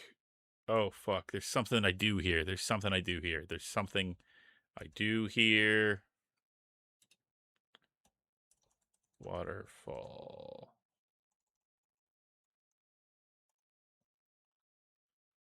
Words of encouragement. Words of great encouragement. 6-7. 6-7 question?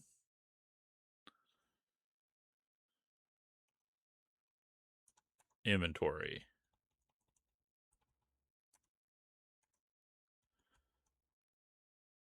Oh, shit. Shit. Shit. There's something. There's something here. Okay. I have an idea. Wear tiny crown.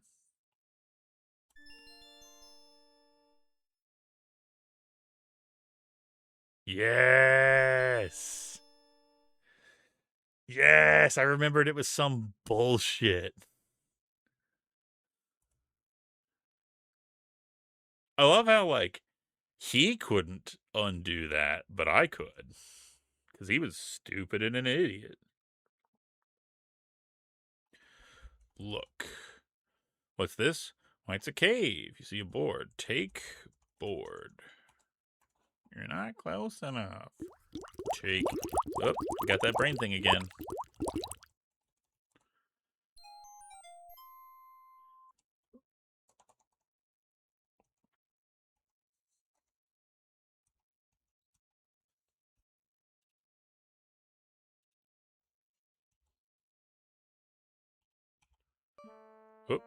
Nope.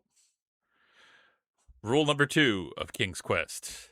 Never go in anywhere that is dark. Ever. Light lantern. Using the flint attached to the oil lantern, you light it. The lantern burns with a bright glow. That didn't really seem to do a whole lot, frankly.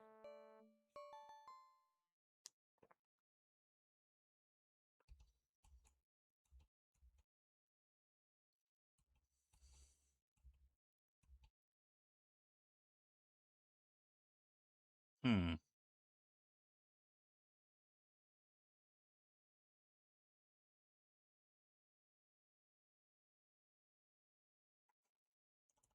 Look. Cave is very dark.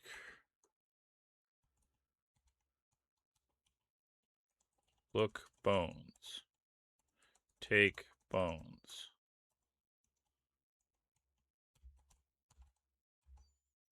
Take bones.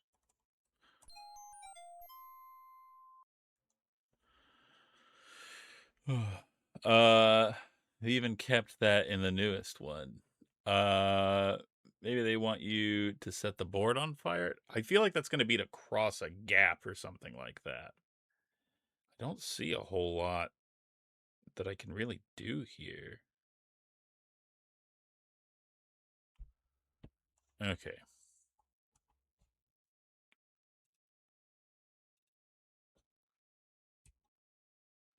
Become archaeologists, collect bones.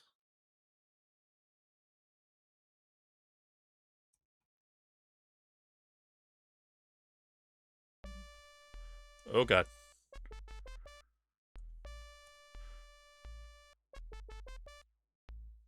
Oh, that is absolute ass. You cannot outrun him. Well,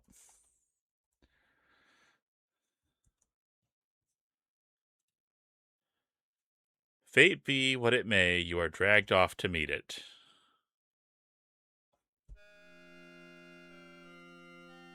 Be more care. That entity doesn't believe in the power of friendship and a weapon, clearly. You got ski-free Yeti. Yeah, basically.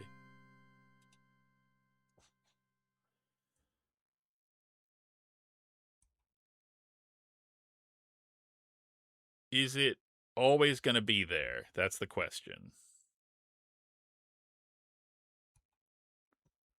Okay, it does not look like it. It looks like it's a random chance, which is the worst way to do a thing like this. If you have a maze, don't make it a random chance for things to appear like behind, in front, next to. Like at the very least, make it like an advancing thing so that you can like maneuver. Fuck you, troll.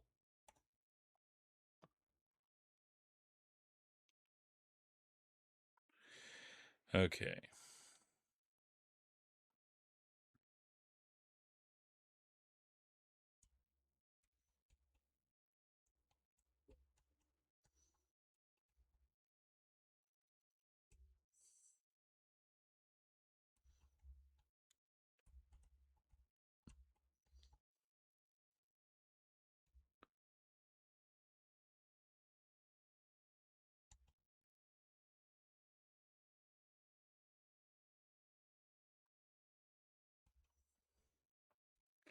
And then we do the other thing.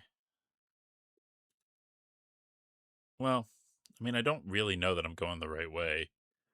I'm just kind of like feeling around, hoping that I'm going the right way. So, ooh, there's a thing. There's a thing. There's a thing. God damn it. I think we figured out what the board's for. Hey guys, I think we figured out.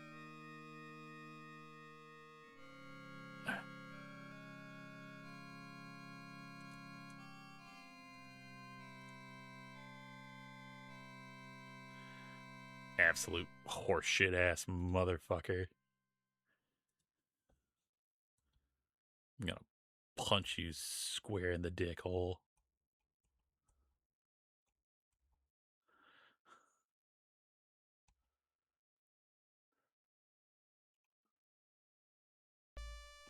No, no, no. Fuck you. Doesn't count. I outsmarted the troll by cheating.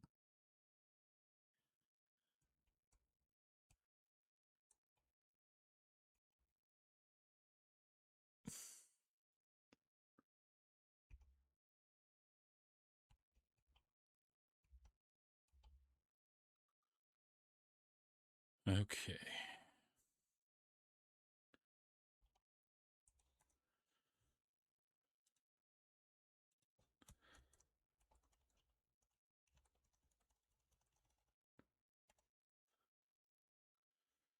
Look.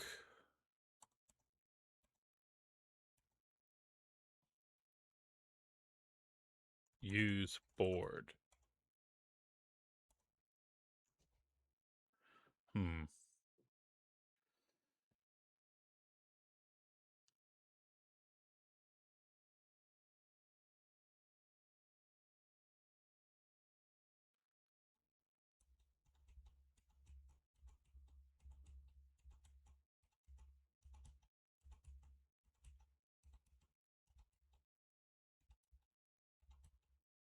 Okay. Use board. No. Okay.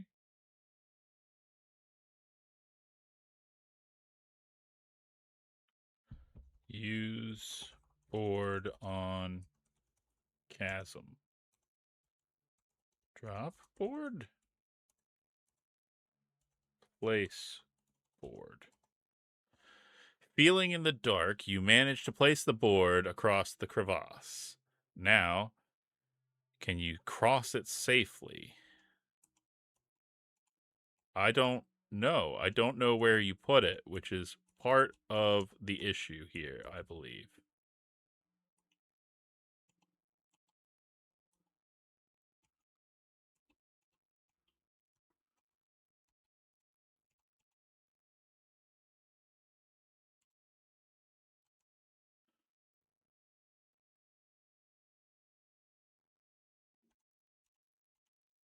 Okay. Oh, jeez. The crevasse! Feel it! Okay. Next. Can I get through here?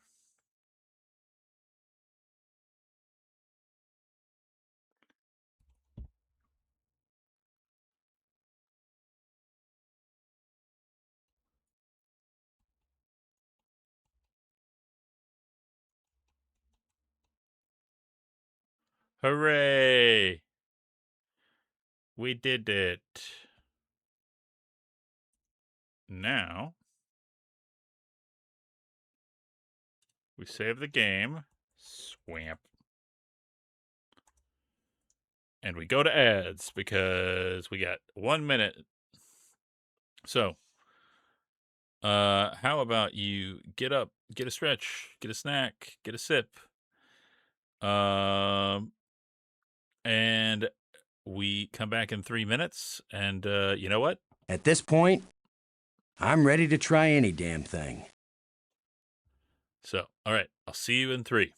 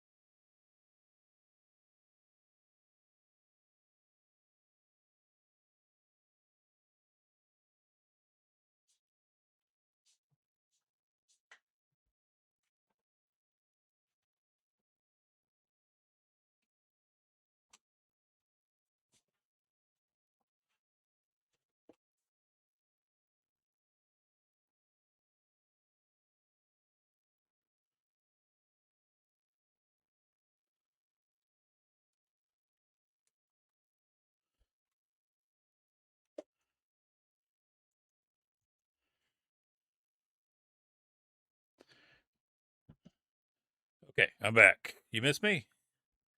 It's okay to lie and say yes.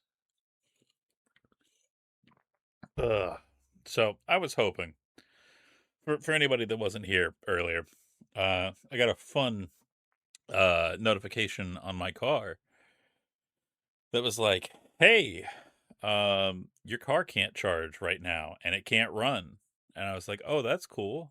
I love that. That's a really great thing for an EV."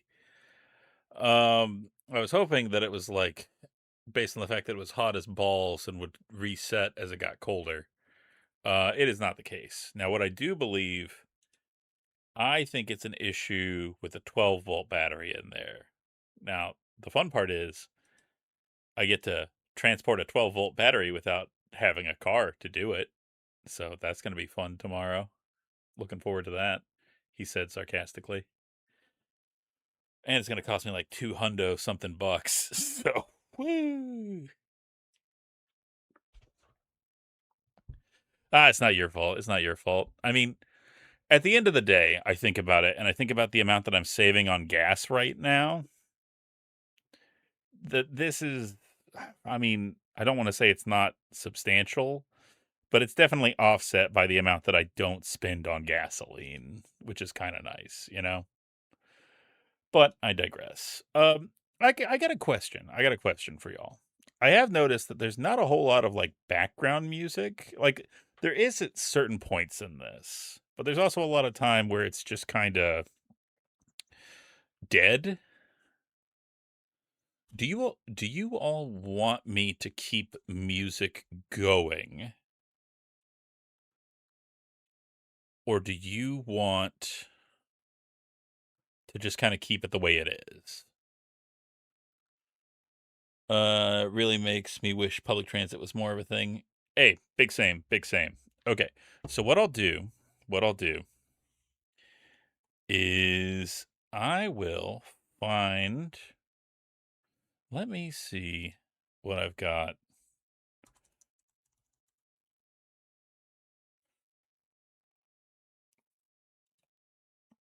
I think that this is an appropriate playlist.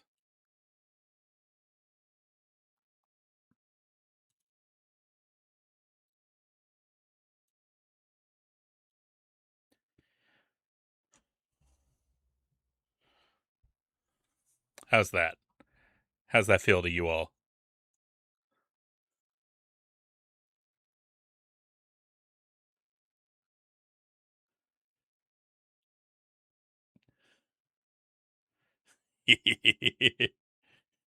Yeah, Bardcore, baby.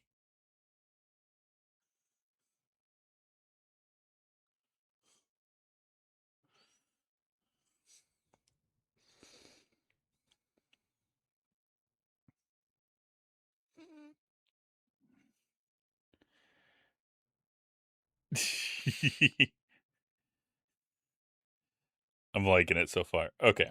Let's see.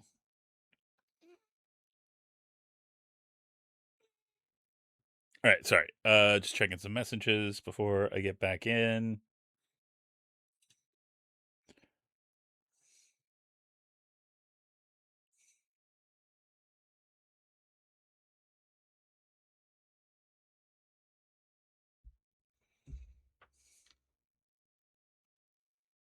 Okay.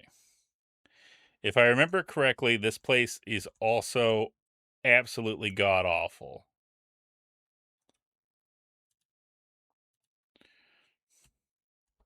Oh, I did save for Swamp already. Okay, okay. I'm good. I'm good.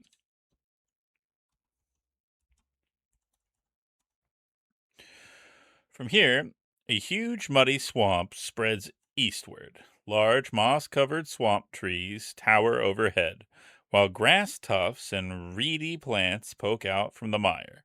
You can hear the many chirpings and croakings of unseen swamp creatures. So, this one, you don't want to just go in, if I remember correctly.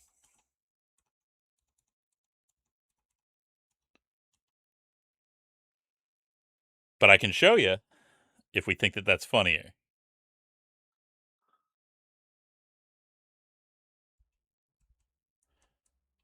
Oh, no, they actually stop you. Okay.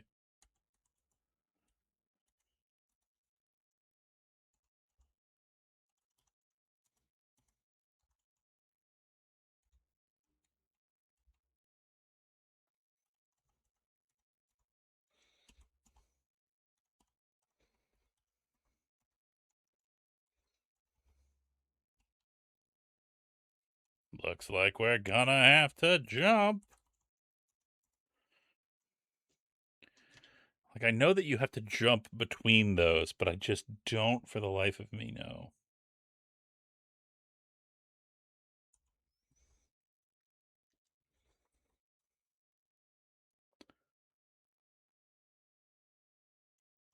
Yep. Can't go out there or you die. What did you do, Roselle? Don't you know some swamps or quagmires that will suck you down? As you take your last breath, you contemplate this final information.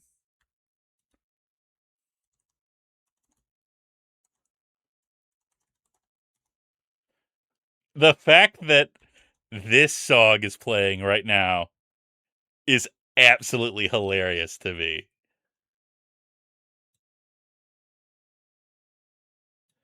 Go ahead and jump. Da, da, da, da, da, da, da, da, da, da.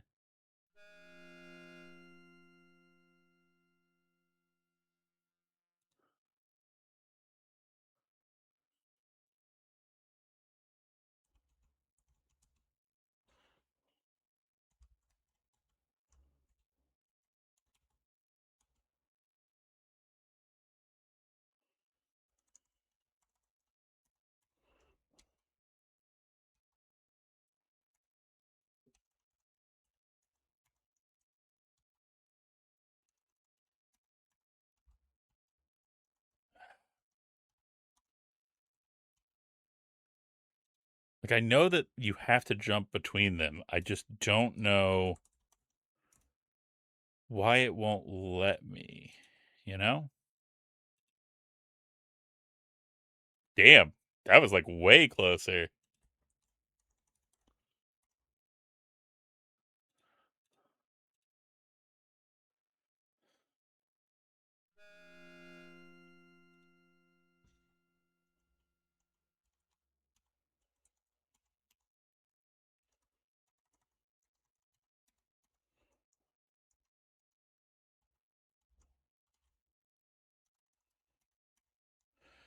I don't know what you want, my guy. Convey to me your desires. Because, like, I remember having to jump between these, but I do not understand what it wants.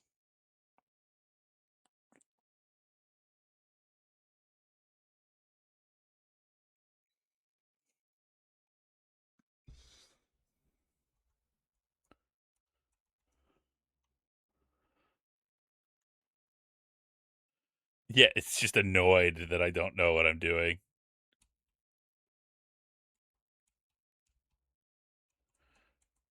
Maybe? Wear crown.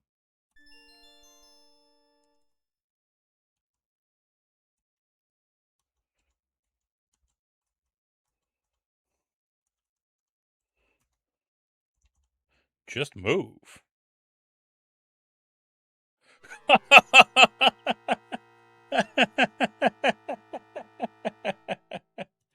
I've never seen that one before. That's good.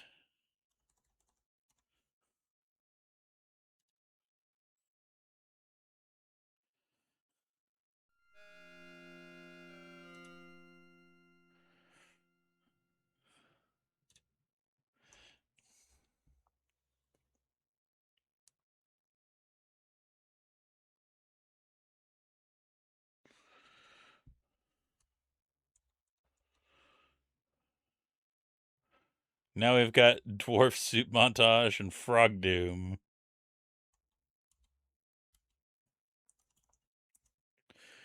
Okay, okay.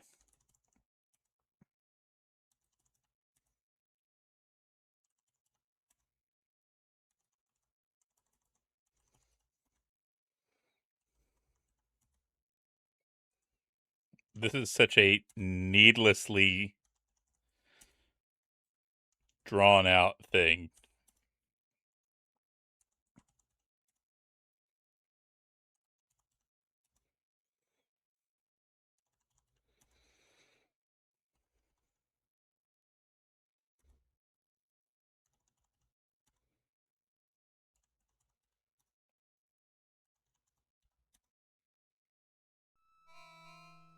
Play flute.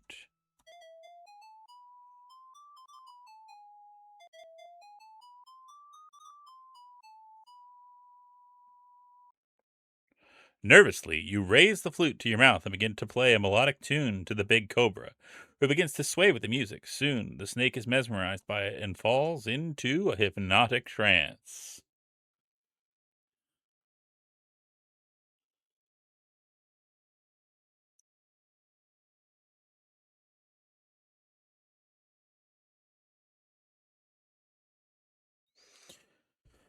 Okay. I got a feeling I remember that this is a trick.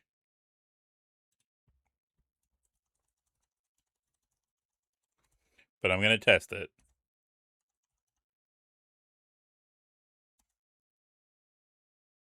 Yep.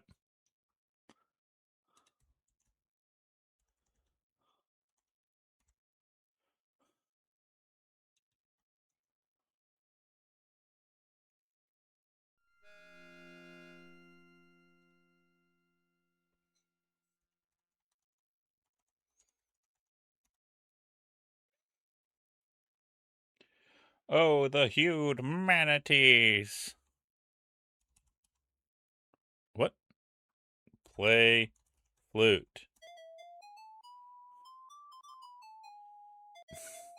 Yeah, eat the magic fruit I need to save my fucking dad. Are you? Nope. Nope. Nice try, fucko. I was nowhere even near that. Not a goddamn inch of me.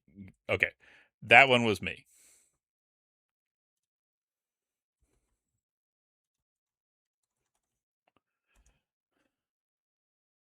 I gotta slow down my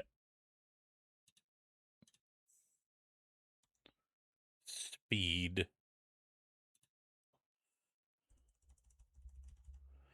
Place Board.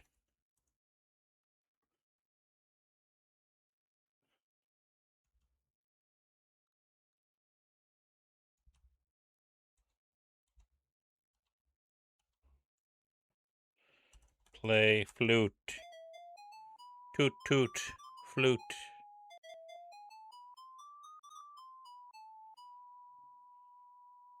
Yeah.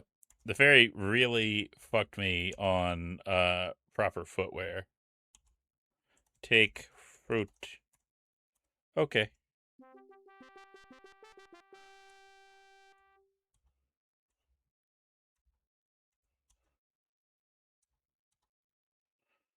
Okay.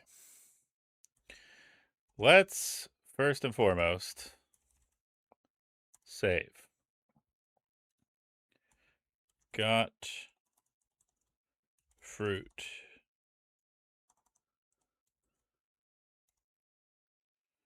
And now eat fruit. You take a bite of the luscious looking fruit. Delicious. Before you know it, you've eaten the whole thing. Wow. A feeling of vigor and vitality courses through your body, giving you boundless energy and wonderful glow of good health.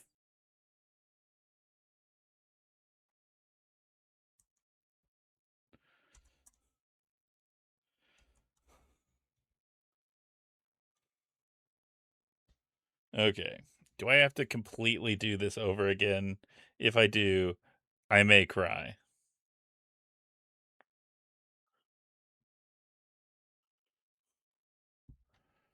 I don't want to do this again. Pick up board.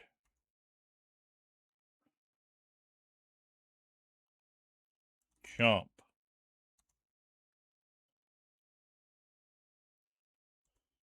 Jump. It doesn't even yell at you for it. It doesn't even, like, care that you've condemned your father to death.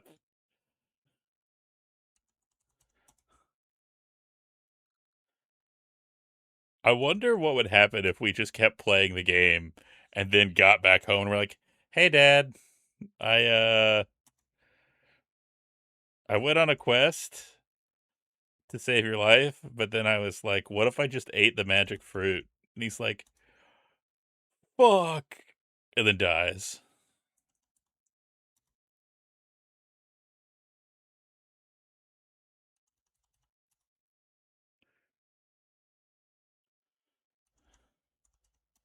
I could probably speed this up a little.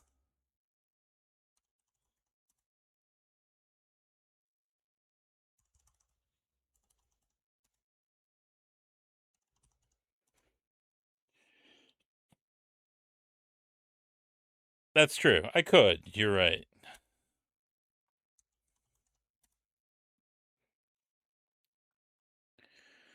Oh, I don't want to go back in the fucking cave, please.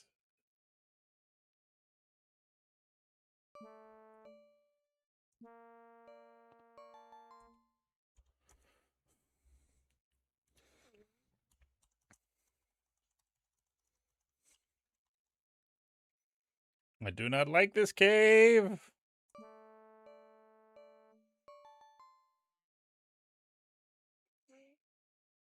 Hmm. Trying to think if I have anything that could make this easier, if I'm just fucked and have to do this all over again. I think I'm just fucked.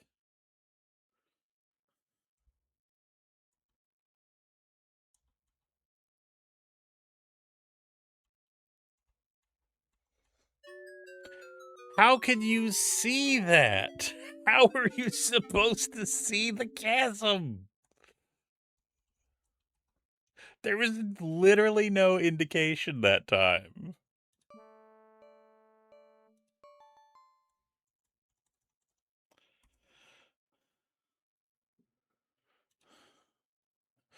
No, don't. Oh, you clown woman. You absolute honk honk clown woman.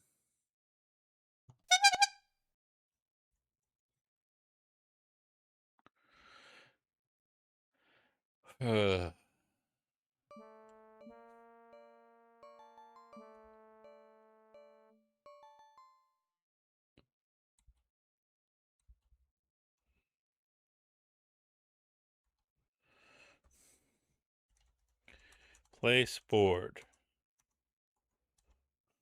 Place board. Place board.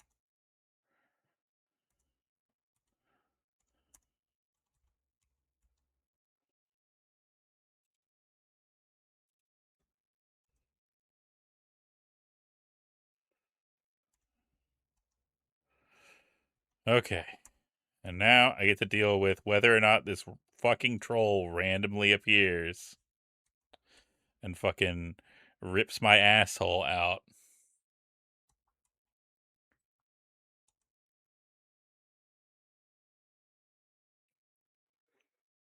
At least Bardcore living on a prayer fits the cave remarkably well. God damn you.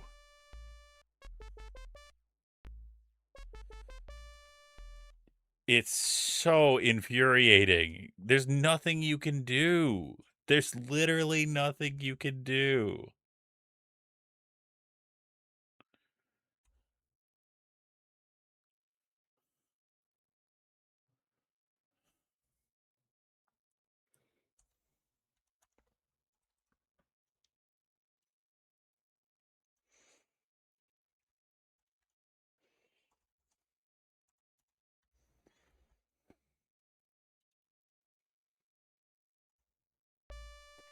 Nope. Fuck you.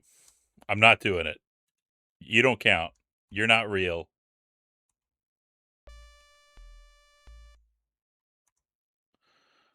I will continue to do this until you go away.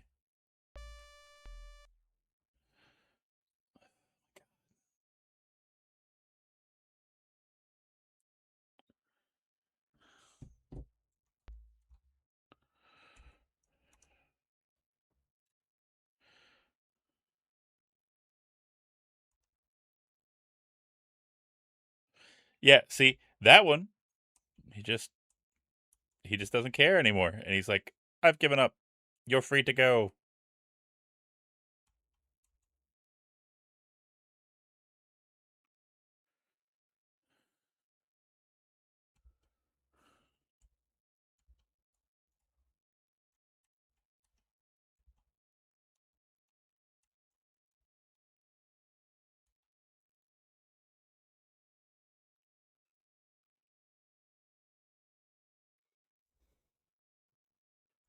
Fuck this cave. Fuck this cave right to death.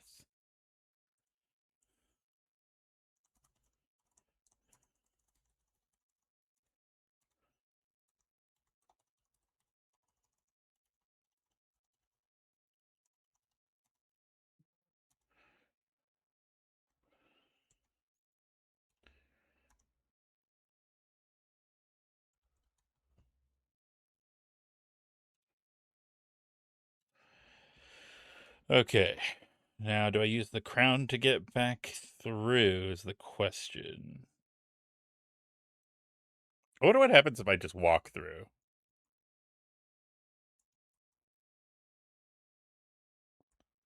Oh, okay. I would have thought I would have died. Good to know.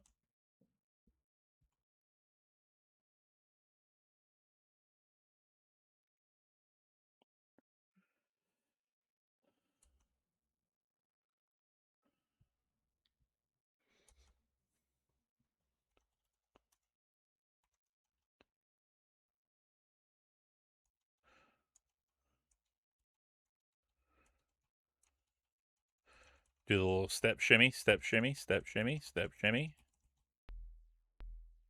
Oh, Lolot's goons. I wonder if these are meant to remind anyone of anything from any movie or book.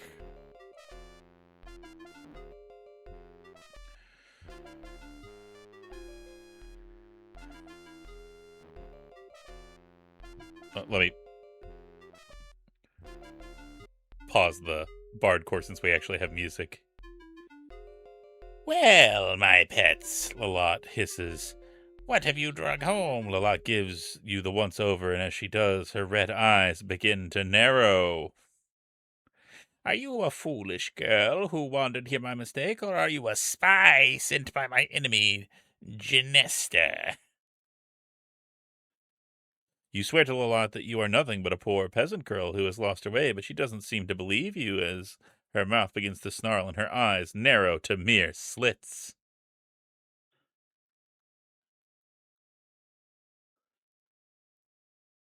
For the first time, you experience real fear and begin. The first time. This is the first time, not any of the other places where you've died. You don't look stupid enough to have wandered here. I believe you are a spy. Take her to the cell.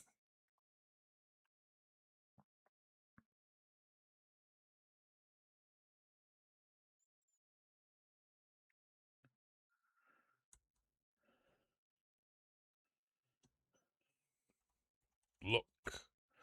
You have found yourself in a horrible cell. It looks as if others have found their way here too. Hopefully you don't end up like them.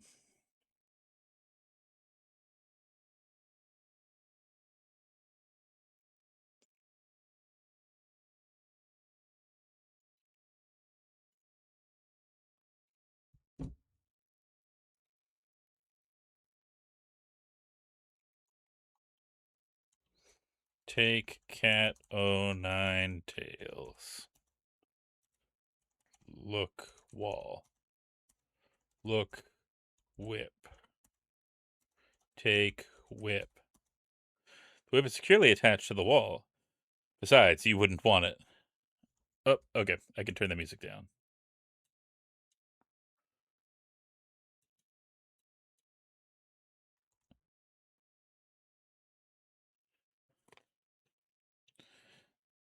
All right, that better?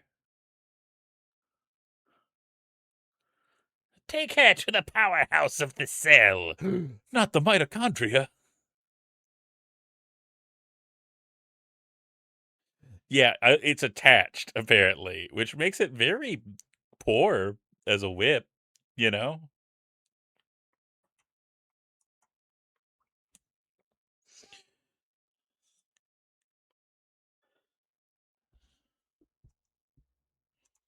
Cry.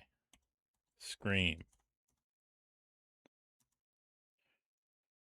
You hear the henchmen returning. Perhaps they are setting you free.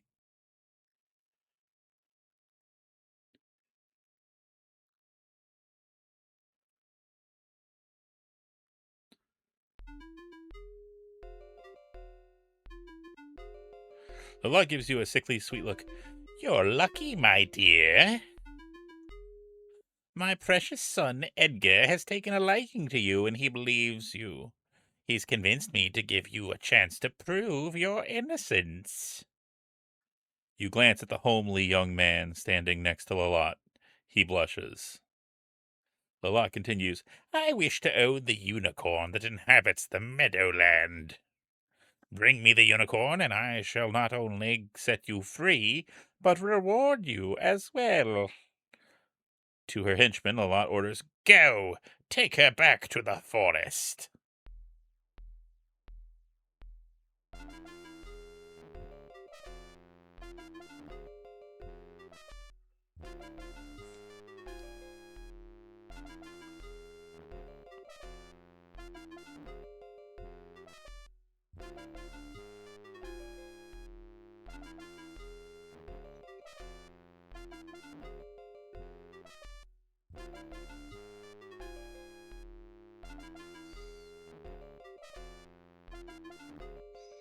Okay, alright. I got you. I understand. Big, scary, evil monkeys.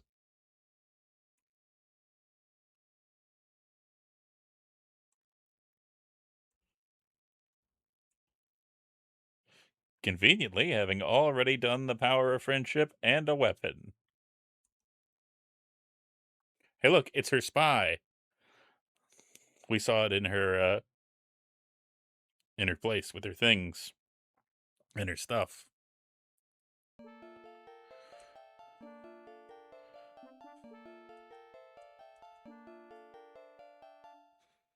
Alright, I know this isn't gonna work.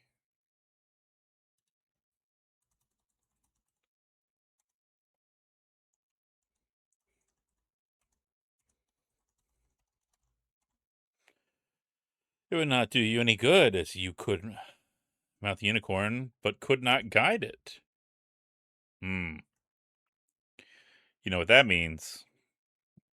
We need riding gear.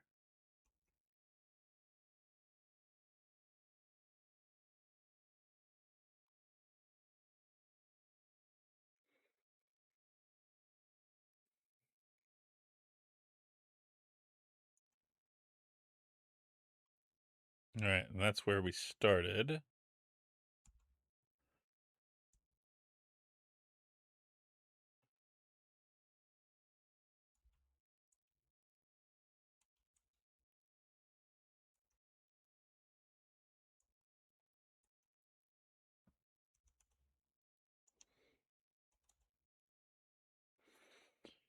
Okay. Now, if I remember correctly, this is the part that I hated not the most, but a lot as a kid.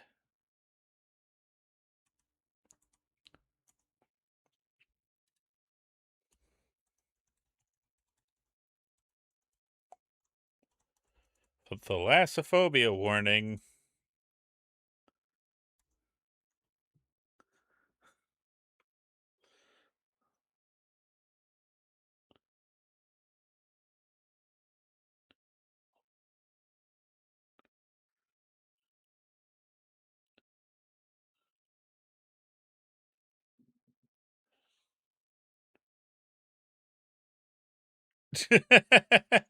Bardcore fucking Neon Genesis Evangelion. I love it.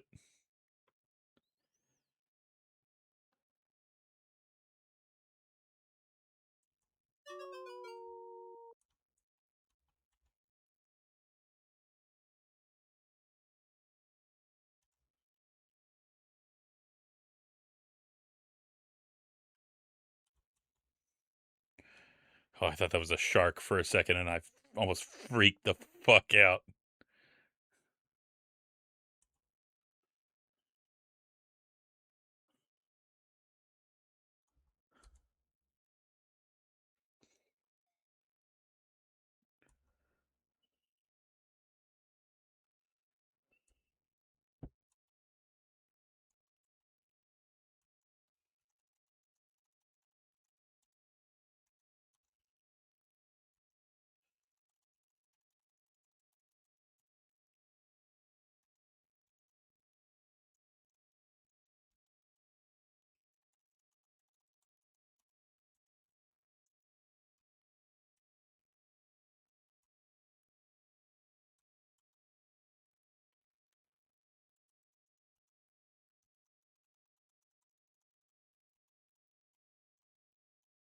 Why can't I just take it from the peacock?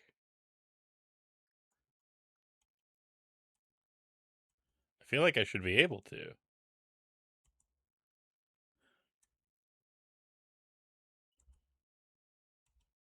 Oh, hey, there's one.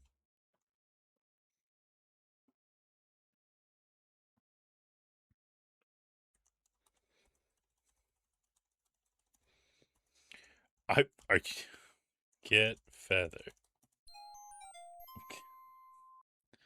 Okay. Bird would be disappointed in you for not asking. Okay.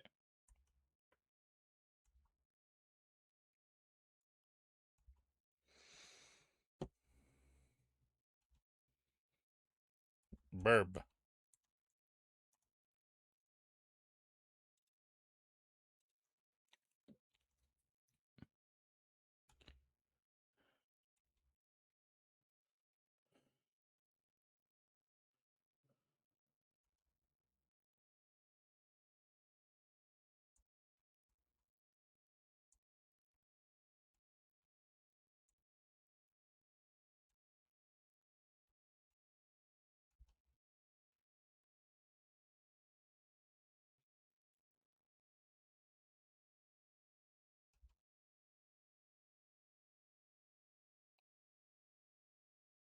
Okay, okay, come on.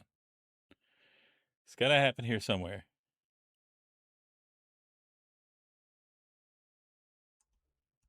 Okay, no, I gotta get back on land before I drown.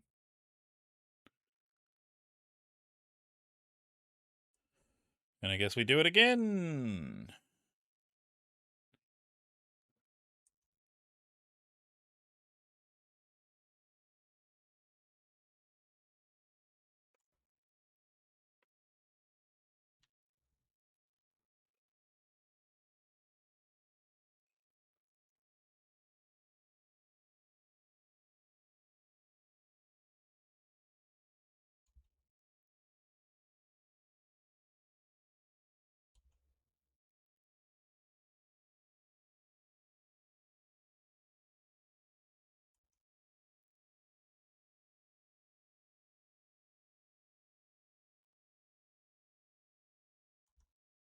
Yeah, I know, I know, I know.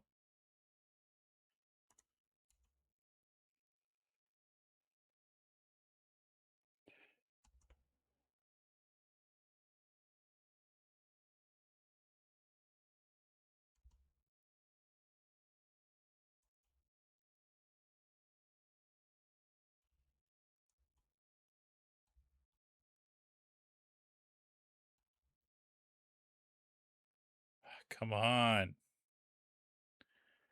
You gotta be around here somewhere. Whoop.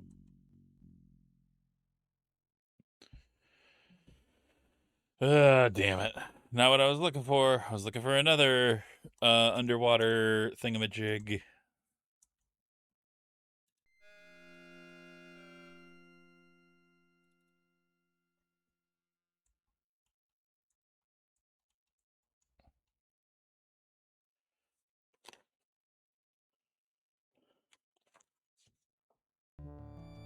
Yeah, there we go. There we go.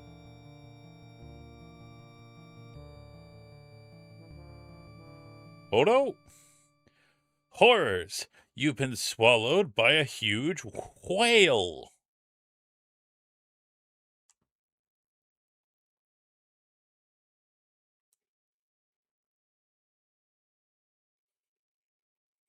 All right.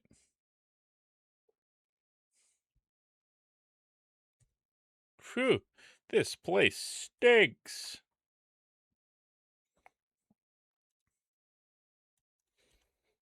Well, well, well, what have we here? Horrors, not my kink.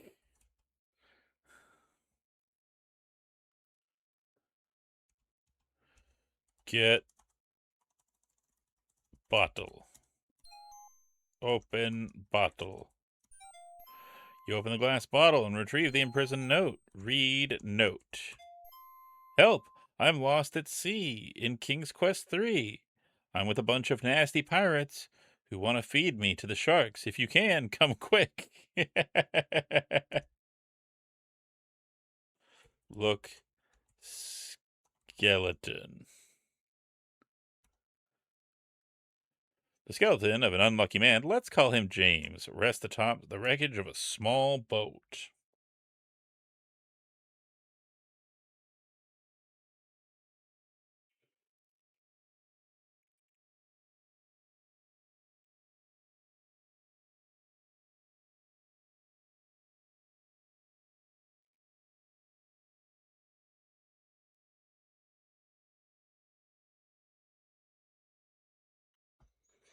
Okay.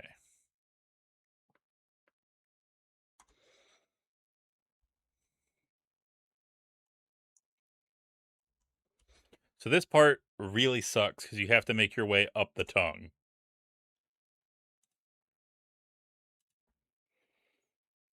Very normal whale teeth there. Yeah, right?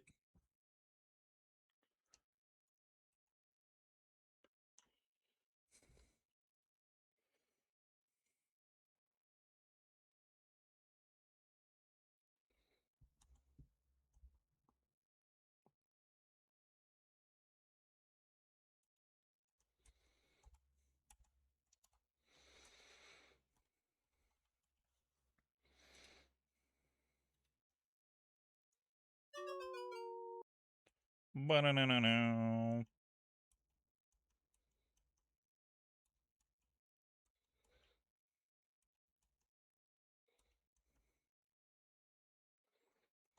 Tickle whale with feather.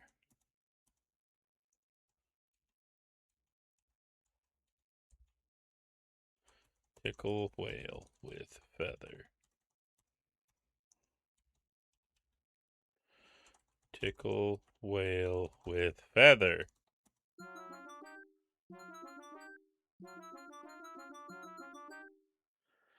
You frantically tickle the throat of the whale with a big peacock feather. You begin to feel a quiver under your feet while it quickly turns to a mighty tremble. Suddenly, you hear a thunderous achoo and are swept out of the whale's mouth in a tremendous wave of ocean water.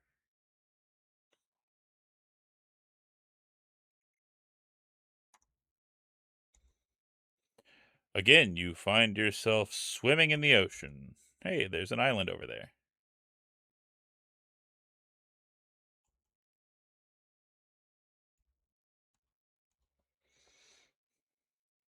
Look, pelican. Give pelican fish. Give pelican fish.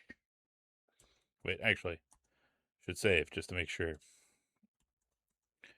Desert is land. Give pelican fish. Nope. You throw the stinky dead fish to the pelican. Greedily, he catches it in his bill. As he does so, you notice something shiny fall from his bill onto the ground. Take shiny. Take shiny.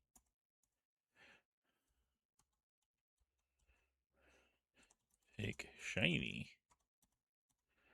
Look shiny. Look ground.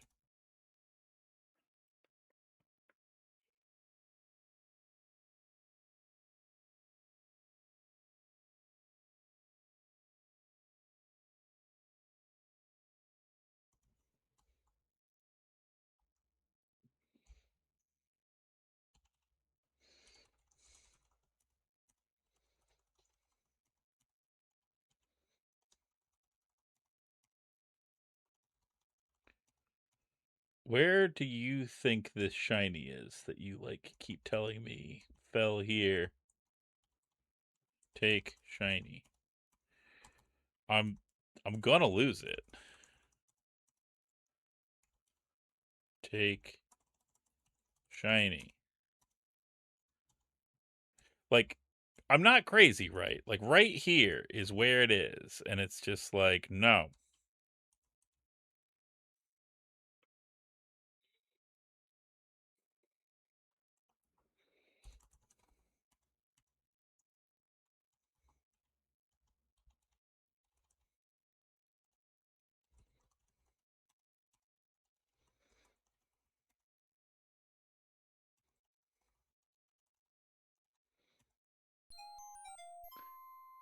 All right, you win.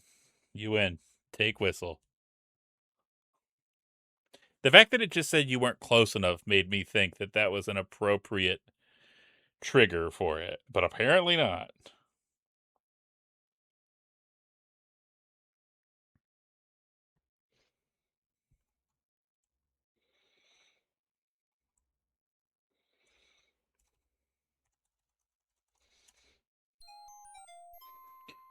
You look at the ground inside the wreck boats. What this? Why, it's a golden bridle. You pick it up and carry it with you. All right. We can use that.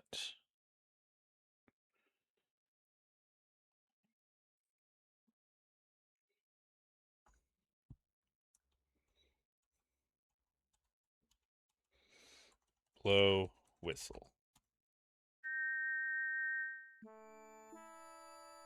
You put the shiny silver whistle to your lips and forcefully blow into it, producing a loud tweet. To your astonishment, a friendly dolphin appears just offshore and jabbers excitedly to you. Ride dolphin. Ride dolphin.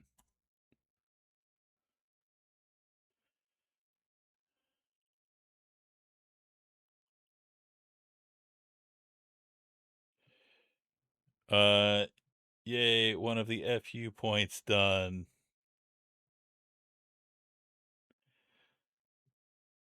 Take on me.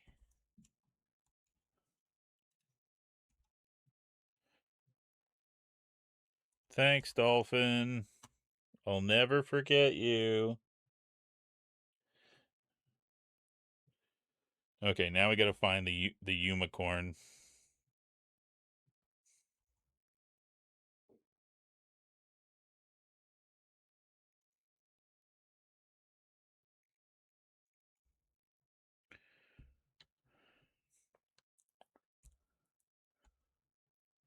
Come on, unicorn.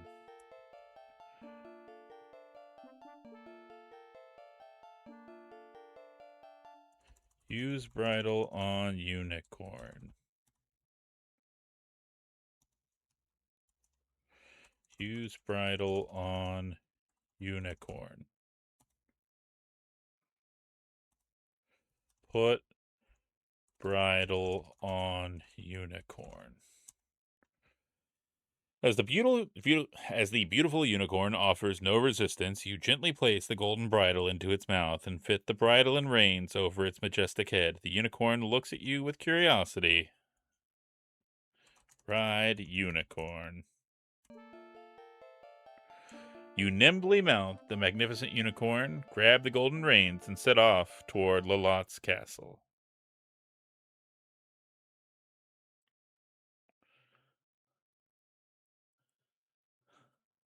Dwarf Soup Montage, Frog Doom, and the Unforgettable Dolphin. That's quite the stage lineup. Yeah, a practical, it's practically Bonnaroo. It's practically Bumbershoot. It's practically South by Southwest. It's practically Lollapalooza. The unicorn seems paralyzed with fear. Kind of fucked up that we just we're like, hey unicorn, we've made you trust us. Enjoy a lifetime of servitude and slavery so that we can help some fairy.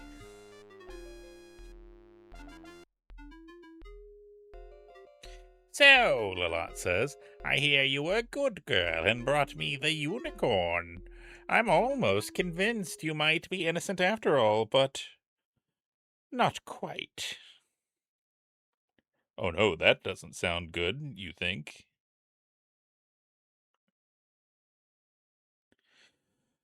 I am desirous of the hen that lays the golden eggs. Currently, the hen is kept by the ogre and his wife.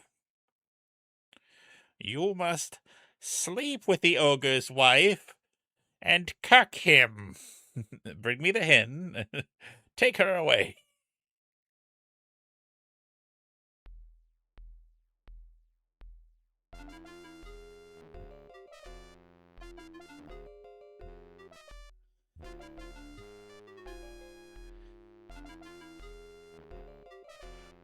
Oh no, not that guy. Okay.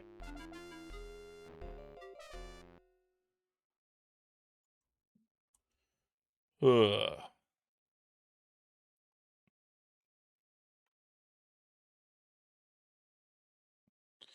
I think that that's where I'm going to call it for right now.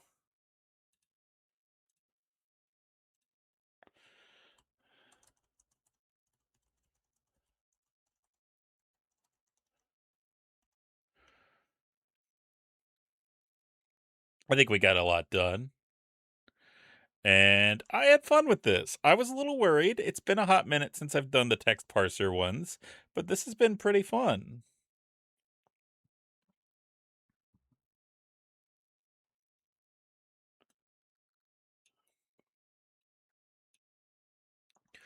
So let's see who we've got streaming right now that we can raid out to.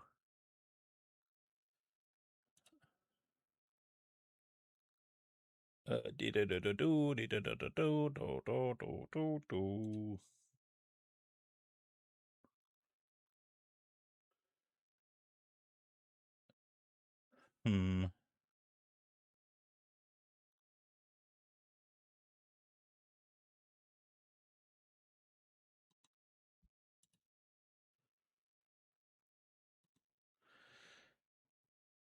How about we kill God?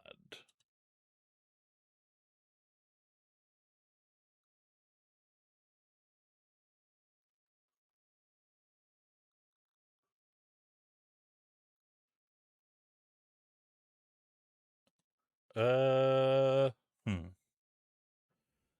Faye, how's it going? I feel really bad because we were literally just about to raid out, but I'm glad that you at least made it. So let me get you your one of a kind, artisanal, bespoke, handcrafted. Hello. Uh, this will be in the form of from the unicorn that we just kind of sold into slavery to an evil witch. Oh, hello there, Faye. It's me, your friendly neighborhood unicorn. Oh, I'm doing all right, aside from being imprisoned by an evil witch, thanks to Rosella, who used a magic bow to drug me into being her friend, and then repaid that by using me as a bargaining chip. I guess I could be doing better, but you know what they say.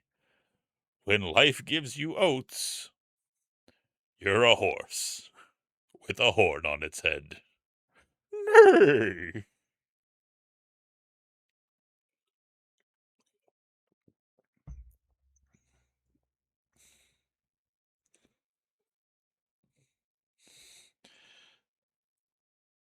Oat Dwar. Oh dear. Okay, that made more sense. I was like, Oat Dwar? What the heck is Oat Dwar? Alright.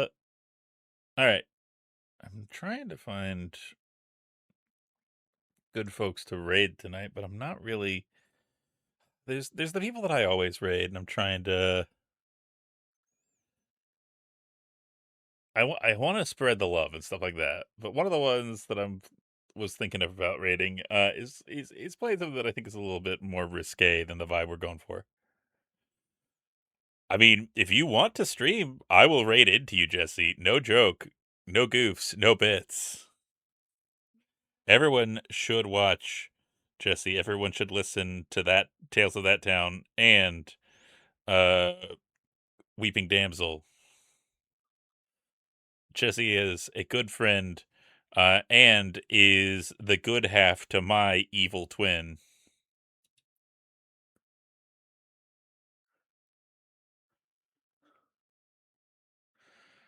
So if you wanna, by all means. I do love these bardcore mixes, honestly. They kinda rule. You keep that up, we're gonna be friends.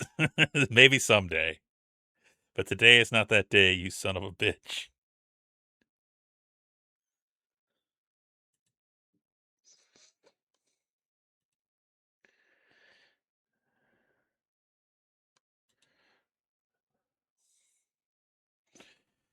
Christ, what an asshole. Exactly. You get it. Okay. For anybody that doesn't know where that comes from, let me bring it up. So there is a meme, there is a thing where you can take any New Yorker cartoon and replace the text for it with Christ, what an asshole, and it still works. But then people got to where they would just put it in like other cartoons and stuff like that, other comics and stuff. Uh let me get some good ones.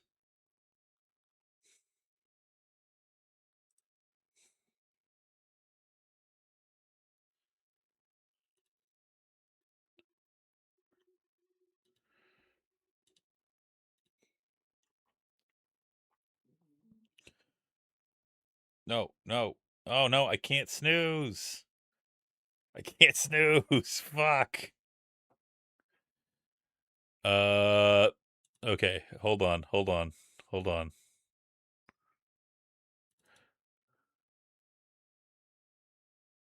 I don't know why I can't snooze though. Cuz like I didn't use any today or like recently.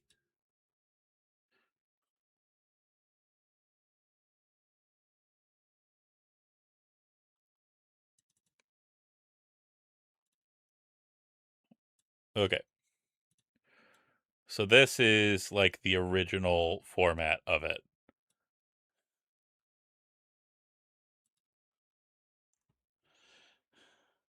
So you're saying every New Yorker actually says Christ, what an asshole. Yep, exactly. You got it. 100%.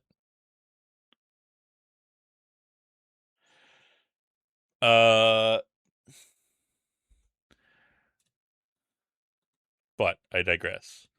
Let's see. Jesse, are you actually gonna go live? Are you actually gonna do it? Because I will raid into you, but I just need to know if you're actually gonna. Otherwise, I'll wrap up and I'll find somebody to. Hell yeah! Then in that case, let us raid into that town. Entertainment cheese.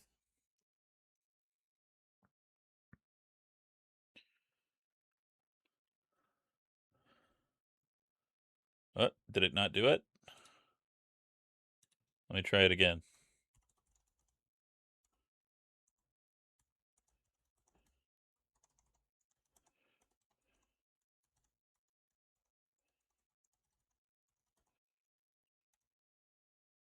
There we go.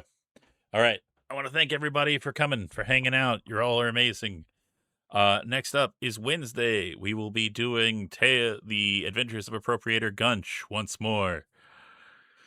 I know that we're in ads now. I apologize for everybody that is getting that, but you're amazing, all of you. I love you all. I hope that you have a wonderful day and a wonderful night. And let's go over to my dear friend Jesse and enjoy the fun and good times.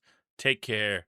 have fun, and for the love of God, don't, under any circumstances,